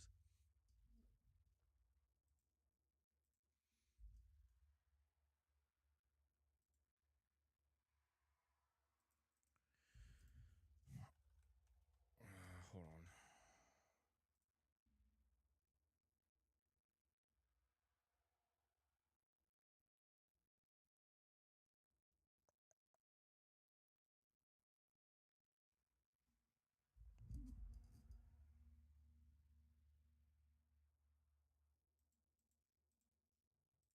Okay. Sorry, I'm highly distracted. I apologize. June should be pretty big for game announcements. Hope to see some big things. Gears E-Day will sell 10K copies on PS5. I think it'll do better than that, dude. Come on. I think June's going to be really big. Yeah. I have a pretty good amount of excitement. There's seemingly a lot of shows. I mean, if you're excited for the Nintendo Switch 2, you have a lot to automatically look forward to. But if you're somebody who kind of has been waiting for showcases and some new announcements from different publishers, June looks like it's going to be pretty huge. I'm really curious to see what Sony ends up doing for a show. I'm trying to keep my expectations realistic. I'm expecting a state of play, but could they do a showcase? We'll find out. It would be nice. I would still be nervous if they did a showcase. Straight up, I would be so scared that Sony, if you're going to do a showcase, please make sure it's good. I would much rather a good state of play that's nowhere near the level of a showcase than a bad showcase. A bad showcase is going to be nightmare, nightmare, nightmare. You know what I'm saying? We don't need that.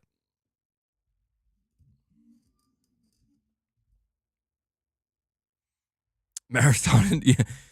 A new PlayStation showcase mainly focused on marathon and fair games. And oh, wait, big surprise, Horizon Live Service. It's like, I expected this. I knew this would happen.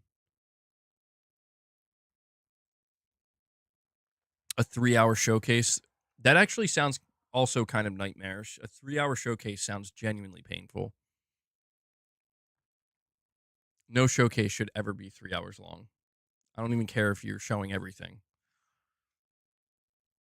Well, I mean, when you put it like that, Unico, when you put it like that, maybe a 3-hour showcase could be justified. 40 minutes of live service. Garrett, you like 3-hour showcases? Crimson Desert's going to Switch 2? How? Isn't that like an extremely demanding game? I've been seeing some talk about Crimson Desert 2. It seems like, I don't know, people are pretty hyped for it. By the way, guys, if you haven't, please take a moment and hit that like button. I'd really appreciate that. It definitely helps the streams.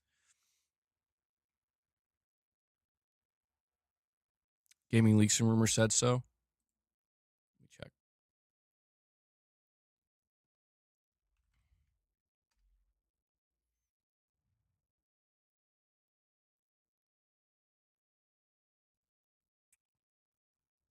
Oh, okay. Yeah, there's the leak about Marvel's Deadpool VR game featuring Neil Patrick Harris. Crimson Desert is coming to the Nintendo Switch 2, according to GameStop. Will most likely be announced at Summer Game Fest. I guess it makes sense that some of the Summer Game Fest announcements are going to start leaking. We're about a week out from it.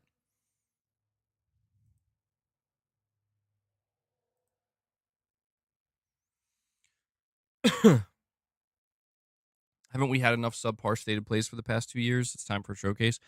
I think some of the state of plays have been very good, but I am in agreement that, yeah, it's the time for a big, exciting, like, showcase. We're overdue. We are. I believe that. I mean, with that being said, though, I am in the camp of if you don't have enough to show and you're afraid that it's going to be a lackluster showcase, then just don't bother. Do a state of play. I don't want to see a subpar showcase. I don't know if we're going to see Marathon soon. I mean, it still hasn't gotten delayed, but I wouldn't be surprised if it is going to get delayed. That wouldn't surprise me at all. I don't think that would surprise anybody.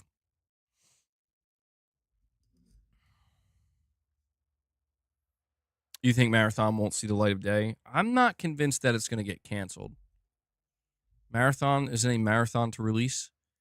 Yeah, I'm not convinced it's going to get canceled, but unless Sony forces Bungie, if they're allowed to, and they're just like, no, you're dropping it. Like, I almost wonder if Sony wants Bungie to fail so they can justifiably completely take over and seize control. It's getting reskinned. Which is, it would be so funny if that happened, because it's like people were so optimistic and positive about the art style. That was like one of the biggest things that people liked about it. Drop it into the subservice, Sony.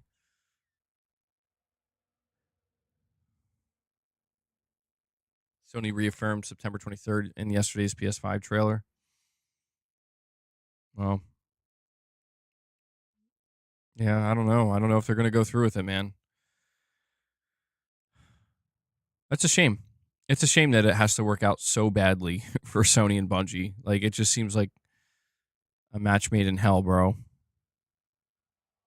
It's as official as it gets.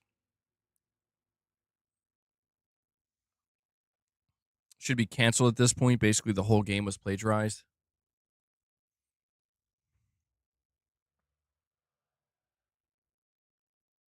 Well, I mean, there's maybe a chance they could do a more subtle change to the art style. Something that's just kind of tweaking it rather than completely redoing it. I don't know. I don't know what they're going to do, man. But they're in quite a bind.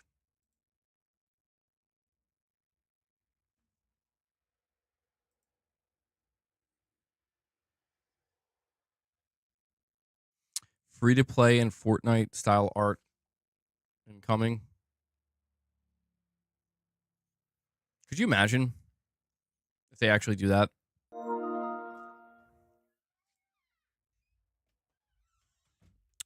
PlayStation Pete with a $5 super chat saying, getting my Switch 2 Mario Kart bundle Wednesday at midnight.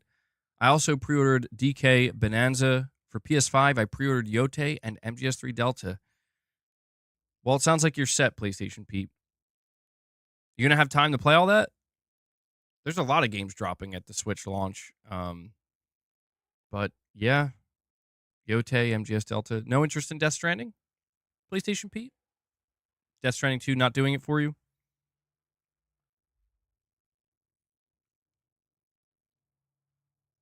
Sony made themselves look like clowns with Concord and Marathon. Like, what did they see? I don't know. I mean, Bungie I can kind of understand, because like Bungie does have a proven track record. I understand that. I don't know that I could fault Sony for anticipating, not being able to anticipate something on this level of disaster. But at the same time, the history between Sony and Bungie is just, like, Bungie just seemed like a problematic developer. They didn't get along with Microsoft. They didn't get along with Activision. And it's like, Sony, what makes you think they're, what makes you think they're going to get along with you now? How am I feeling about Metal Gear Solid Delta? Game looks like it's going to be a banger. Oh, yeah. Metal Gear Solid Delta is going to be one of the top games of the year for me. I mean, I don't know if it will be my game of the year, because it feels like I should probably give that to a new game, but easily one of the best games I play all year. It could be the best game I play all year. I haven't played Metal Gear Solid 3 in a long time, but legendary game, absolutely game of the year material. I think it holds up. I can't wait to play it. I really can't. Delta looks amazing.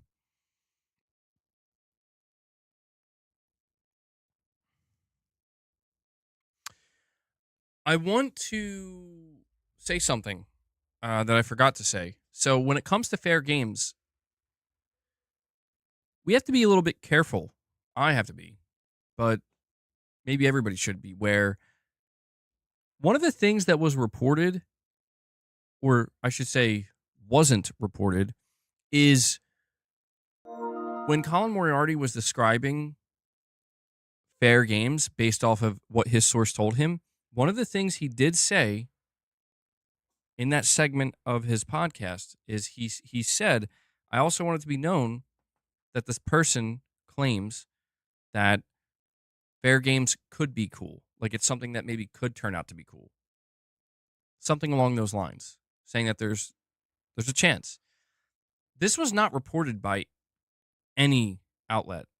I'm just saying that, like, come on, guys. Like, I'm not saying we have to believe that source, because it doesn't seem like it's going to be cool, but why purposely leave that out? Steven, you're heading out, man. Next month, more funds if you did not hit your goal. Well, I appreciate that, bro. Yeah. Steven Leon's going to bring the heat next month. Show up during the during Summer Game Fest, bro, or the Xbox Showcase, or the PlayStation Show, or any other time. But I appreciate you hanging out and showing such big support, Steven. I really appreciate that, bro. Enjoy your nap. I'm going to be wrapping up here very soon. And PlayStation Pete with a super chat says, no, because of deliveries. I deliver pizza 50% off Domino's, carry out only. Damn, PlayStation Pete. He's like, I ain't playing no damn Death Stranding. I'm actually out here delivering shit.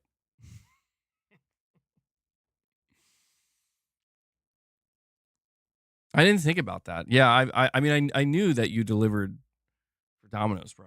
But I didn't think about how, like, I almost said fair games, how Death Stranding would be so unappealing because of that. That's fair, though. That's fair. 50% off carry out. Man, that's a good deal, though. I like Domino's. I think they've changed. Did they change their crust a little bit? I don't know. Maybe it's just the Domino's near me.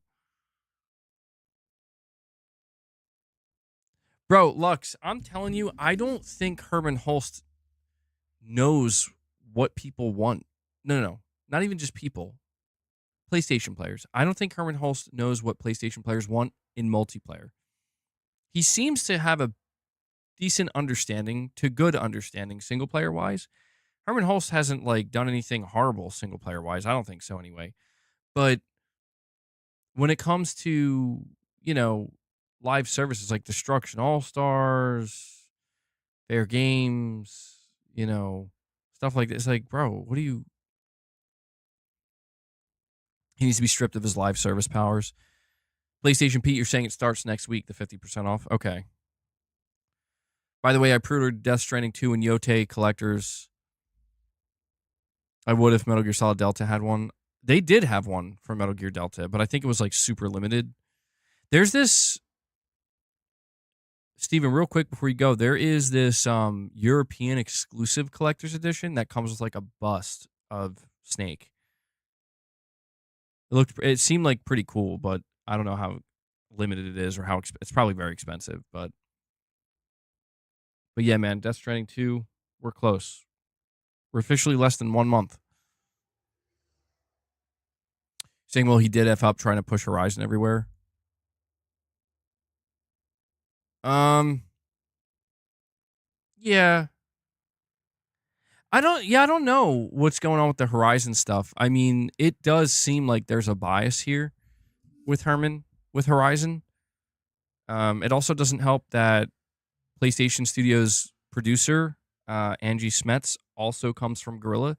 So it does seem like there is a built-in bias towards Horizon, which is kind of annoying because it's like, I get it. I understand why you would have that, but like, come on. I don't know. It's strange. It's strange, man. I don't think Horizon's bad. Like, I think Horizon 3 will probably be a great game. The Horizon multiplayer, I think, has some kind of chance, but trying to like expand Horizon this aggressively to like all these different things where it's like it's becoming oversaturated very quickly, and people I think are just getting annoyed with it. I think Sony and Herman Hulst need to be kind of aware that like you're having the opposite effect here. A little bit of discretion goes a long way.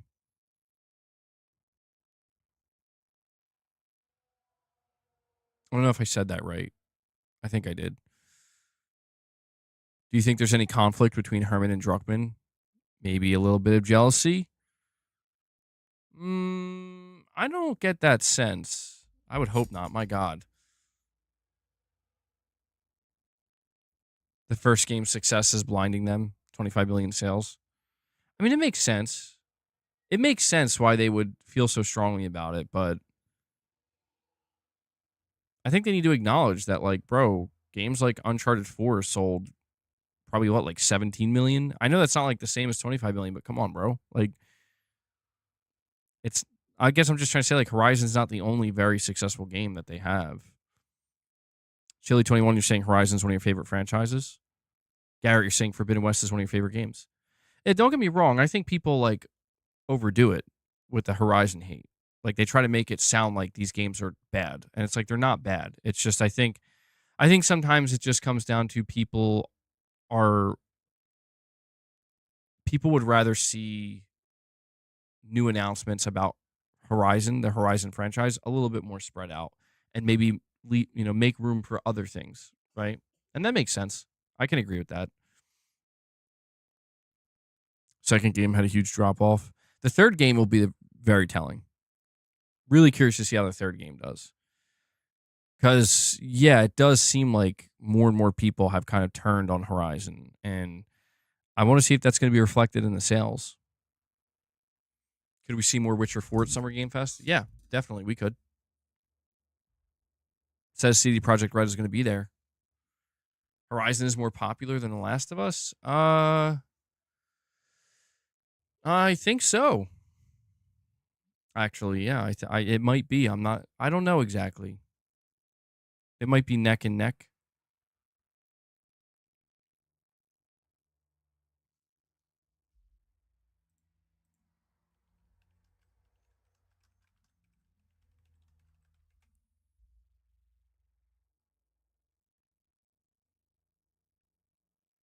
The Last of Us franchise. The franchise has sold over 37 million games as of January 2023.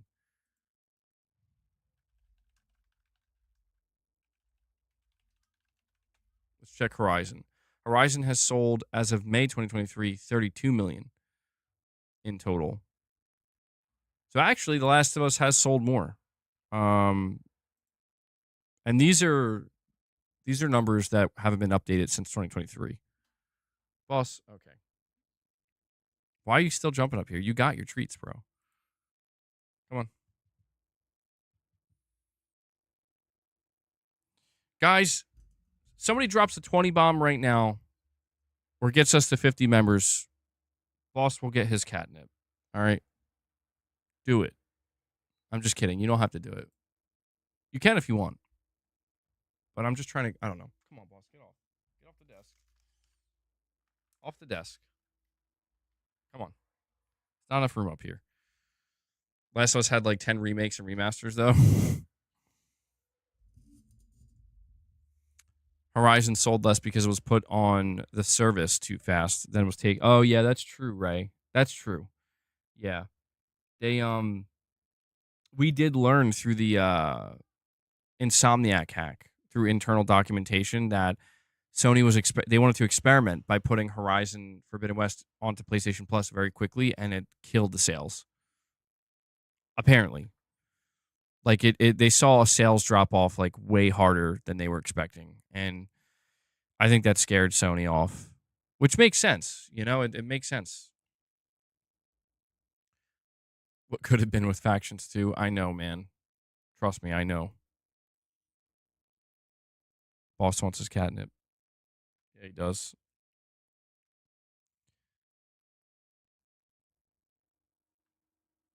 Didn't PlayStation Plus have Stray? I don't remember. I played Stray, though, and I platinumed it. It's a great game. Stray was actually incredible. I have to admit. That was an amazing game. One that, it's not the type of game that I would see myself playing, but once I got into it, and especially as I beat it, I'm like, wow. Like, this is art, bro. Like, for real. I like the messaging and the theme around Stray. Such a great game. Really, really highly recommend that game. That's why you don't think Sony will do day and date with simultaneous release on PC. Yeah, I don't think they're going to do it, man. Not anytime soon.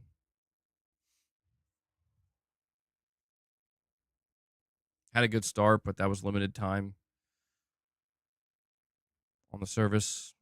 Or it had limited time. Oh, Stray was on PlayStation Plus at launch? I didn't know that. I mean, I think I did know at one point, but I forgot. That's looking back on it, that's a good day one drop for PS Plus. Yeah, I gotta say.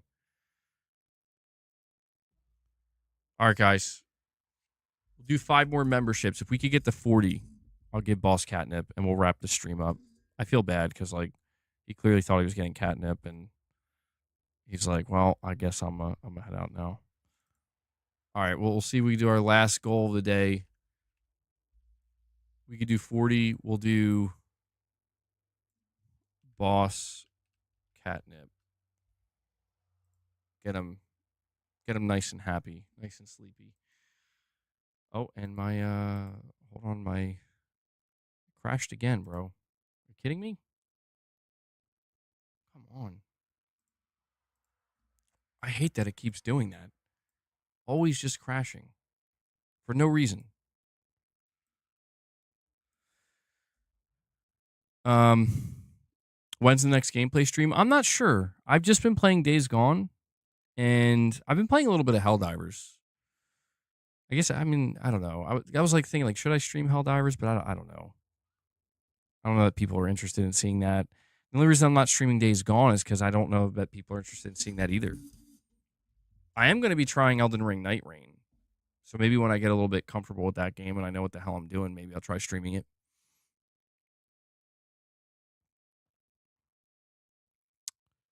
They pulled Forbidden West just before the PS4, PS5 Pro upgrade. I did do an Indiana Jones stream, by the way, Unico. I don't know if you missed that.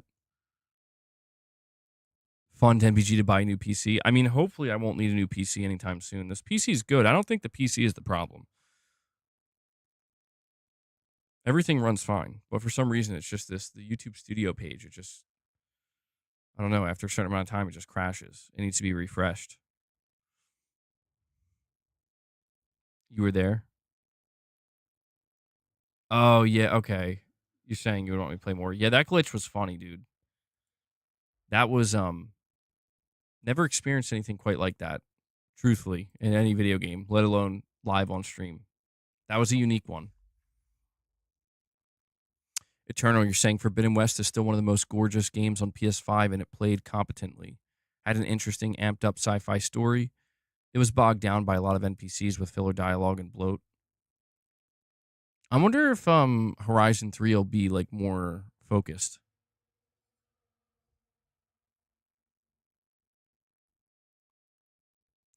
Which one do you like personally? Last of Us or Horizon? I like The Last of Us a lot more than Horizon, simply because, well, I love the Last of Us universe. I do. I think it's awesome. I like the Horizon universe, and I do like Horizon, but I like The Last of Us better.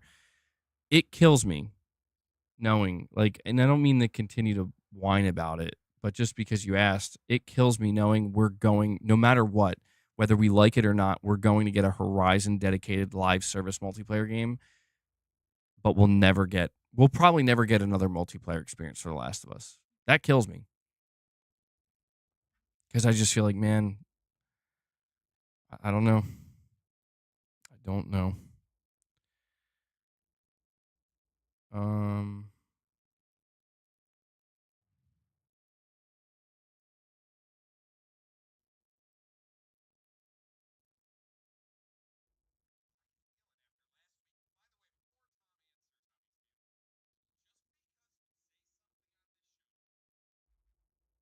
Sorry, I just saw that Insider Gaming went live on Twitter. I don't think I've ever encountered a live stream on Twitter. Decima's big for a reason. You still think the Horizon multiplayer is going to get canceled? He could. There's no saying it. There's nothing saying it couldn't. Do you think the show influenced you? If Horizon had an HBO show, would that be different? No.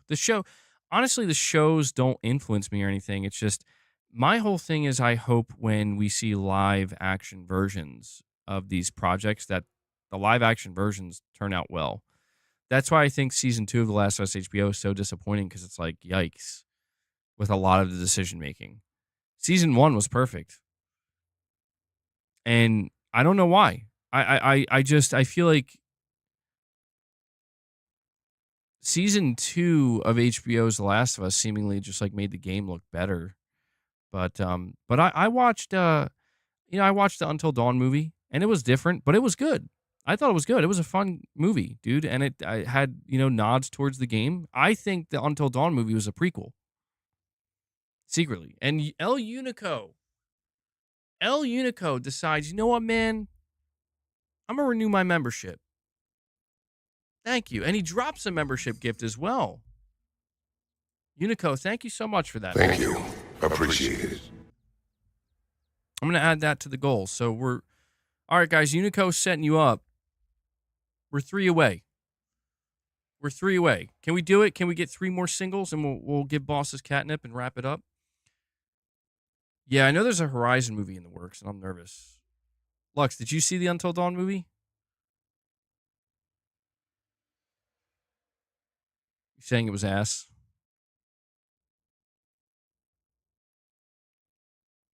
Well, I played the game. I played Until Dawn, and I loved it. Really? You think so? I thought it was fine, man. I thought it was fine. Like, I understand why some people who like the game wouldn't like the movie, but I don't think it was a bad movie.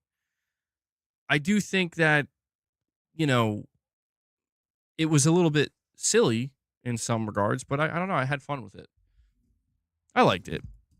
I still think it was a prequel, though, right? Like, I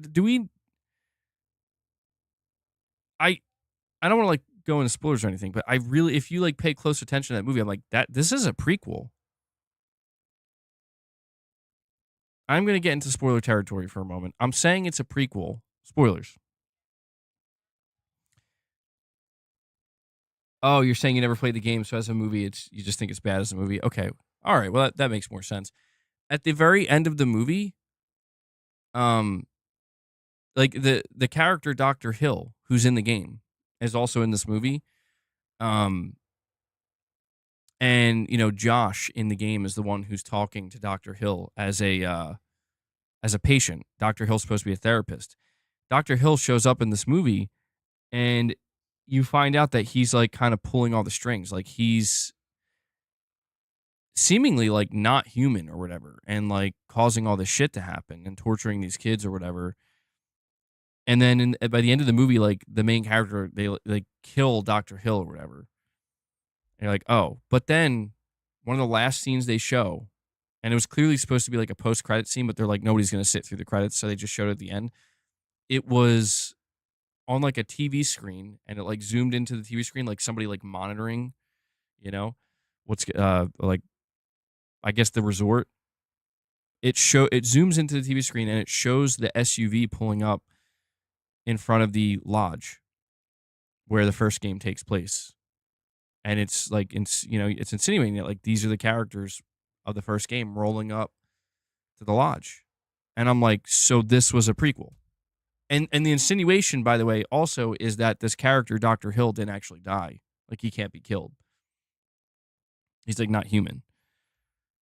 And I'm like, bro, why is nobody, like, Until Dawn fans, like, why is nobody talking about the fact that this is, this movie's basically a prequel? And that's what's interesting, because people were like, how come it's not following the events of the first game? And I'm like, that's why, dude. Like, because it kind of sets up a wider universe. Very interesting. Very interesting. Fits the length of the games better and allows for more character development, more context to be added to the scenes. You know the one I'm really waiting for that I'm so curious to see how it turns out? I mean, obviously we know God of War. I'm nervous about that one. I'm nervous about God of War live action. I'm nervous about Horizon live action. Ghost of Tsushima. See, I forget the name of the director. I think it's Chad Stahelski. He's the one directing. He's directing this Ghost of Tsushima movie, and I'm like, dude, he's a great director. Like, I'm really, really curious to see how this is going to turn out. What's also really interesting about it is, like, it's what do you guys think about the idea of, like, a Ghost of Tsushima movie, but the sequel game is Ghost of Yotei? Like, do we think there's any chance that after Ghost of Yotei, like, they would return to Jin? They would, like, it will be Ghost of Tsushima 2, and they're, like, going to try to line the movie up with it? Because, I don't know.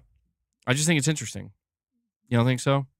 You think maybe they'll try to line the movie up with a PlayStation 6 remake of Ghost of Tsushima? See, now I'm thinking like Sony. Now I'm thinking like Sony, bro. Yeah. Yeah, he directed the John Wick movies. There's also a Days Gone movie. Never forget, there is a Days Gone movie in the works.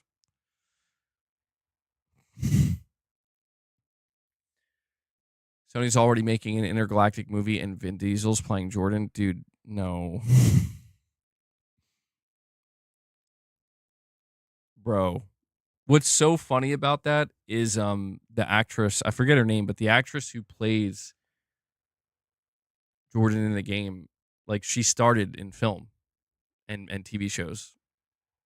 Yeah, she was in The Last of Us season 2 as well.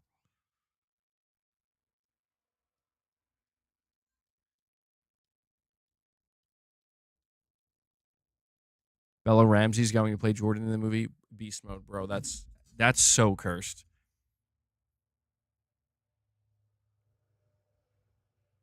That's so cursed. Oh man, I don't like that. All right, guys. Shit. I feel bad because we are 3 memberships away. All right, last push. It's cool if we can, but I just feel like we're so close. Boss wants his catnip. I definitely am not going to give him catnip after this secretly off stream if we don't hit 40. But we'll do a last push. I'll stream for we'll do 3 more minutes, 3 more membership gifts, and we'll roll out. We'll roll out. I have not seen Shogun. No, I heard it's amazing though. I probably need to get on that. Yeah. Bella Ramsey to play Kratos. Even more cursed. How cursed can we make it? Yeah, that's what I've heard about Shogun. If I'm not mistaken, I don't know the name of the actor, but one of the main actors in that show, I think, is going to be part of the Ghost of Tsushima movie. Maybe playing Jin's uncle. Maybe. Bella Ramsey's Atreus.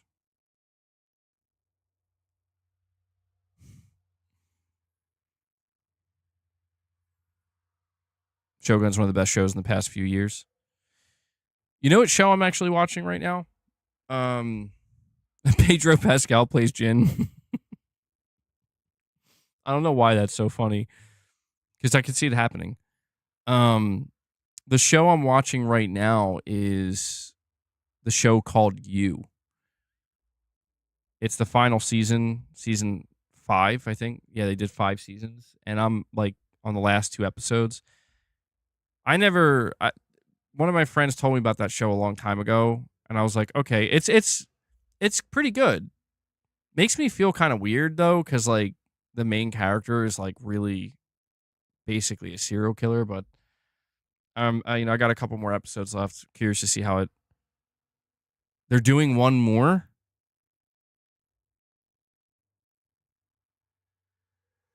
All right, please don't spoil anything. Don't spoil anything. Because I'm 2 episodes away, but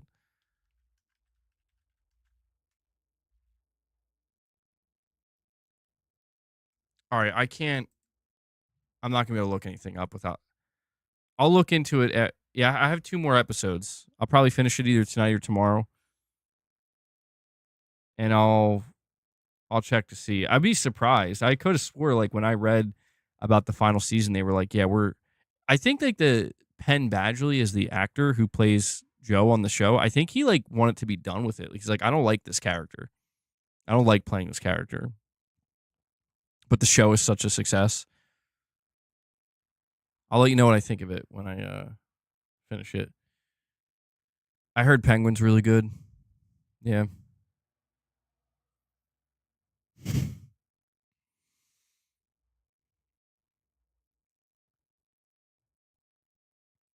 Is that the show with the alien robot puppets, or is that a spoiler? Lux, I have no idea what you're talking about, bro. Highly recommend The Last Kingdom.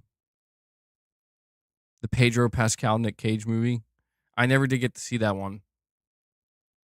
Don't like the character, but I love the paycheck. Gotta respect it. Hey, he's a professional, dude. I'll tell you what. He's a professional. I would. He's such a good actor. I would never know like he doesn't like that character. He plays a character too good. When you hate that you're that good at what you do. You're finally about to beat Doom: The Dark Ages on your PC. Great game. Glad to hear that, Nicodemus. Good stuff. All right, guys. I think this is going to wrap it up. I gave it like another 5 minutes. You guys failed me. I am utterly disappointed and ashamed of my chat. Somebody's deleting comments like crazy. We couldn't even get 3 more memberships. I'm just kidding. No, I really appreciate all the support you guys have shown today. I definitely went longer than I expected, though. Just kind of chilling out here with you at the end. We did cover all the topics. I would say like the last hour and a half or more were probably just, I don't know, just spitballing, seeing where we're going. But guys, that's going to wrap up today's stream. I want to extend a massive thank you to everybody who showed support. Lot of support through direct donations and super chats today, but also solid amount of support for membership gifts. Thank you guys for that. You know, I'm only able to do this because you make it possible. I don't want to just keep repeating myself, but you guys know, right? You're the sponsors. You make it happen. So thank you so much for that. Also want to make sure to give a shout out to Devil Shooter, who does the timestamps for the streams. So if you guys see him in the comments, give him some thanks, show him a little bit of love. I know he appreciates it. He does a great service for the community here. And yeah, that pretty much does it for today. I did put a video out earlier, so you can go check that out if you missed it. And we should be back here tomorrow. That's my hope. So we should have more content tomorrow. If for some reason there isn't any tomorrow, be on the lookout for Saturday, but at the very least, I can guarantee Sunday. So, all right, guys, that does it. The only other thing I'm going to ask you to do is hit that like button on your way out. And yeah, enjoy the rest of your day, evening, or night. And I will catch you in the next one. So until then, take care, everyone.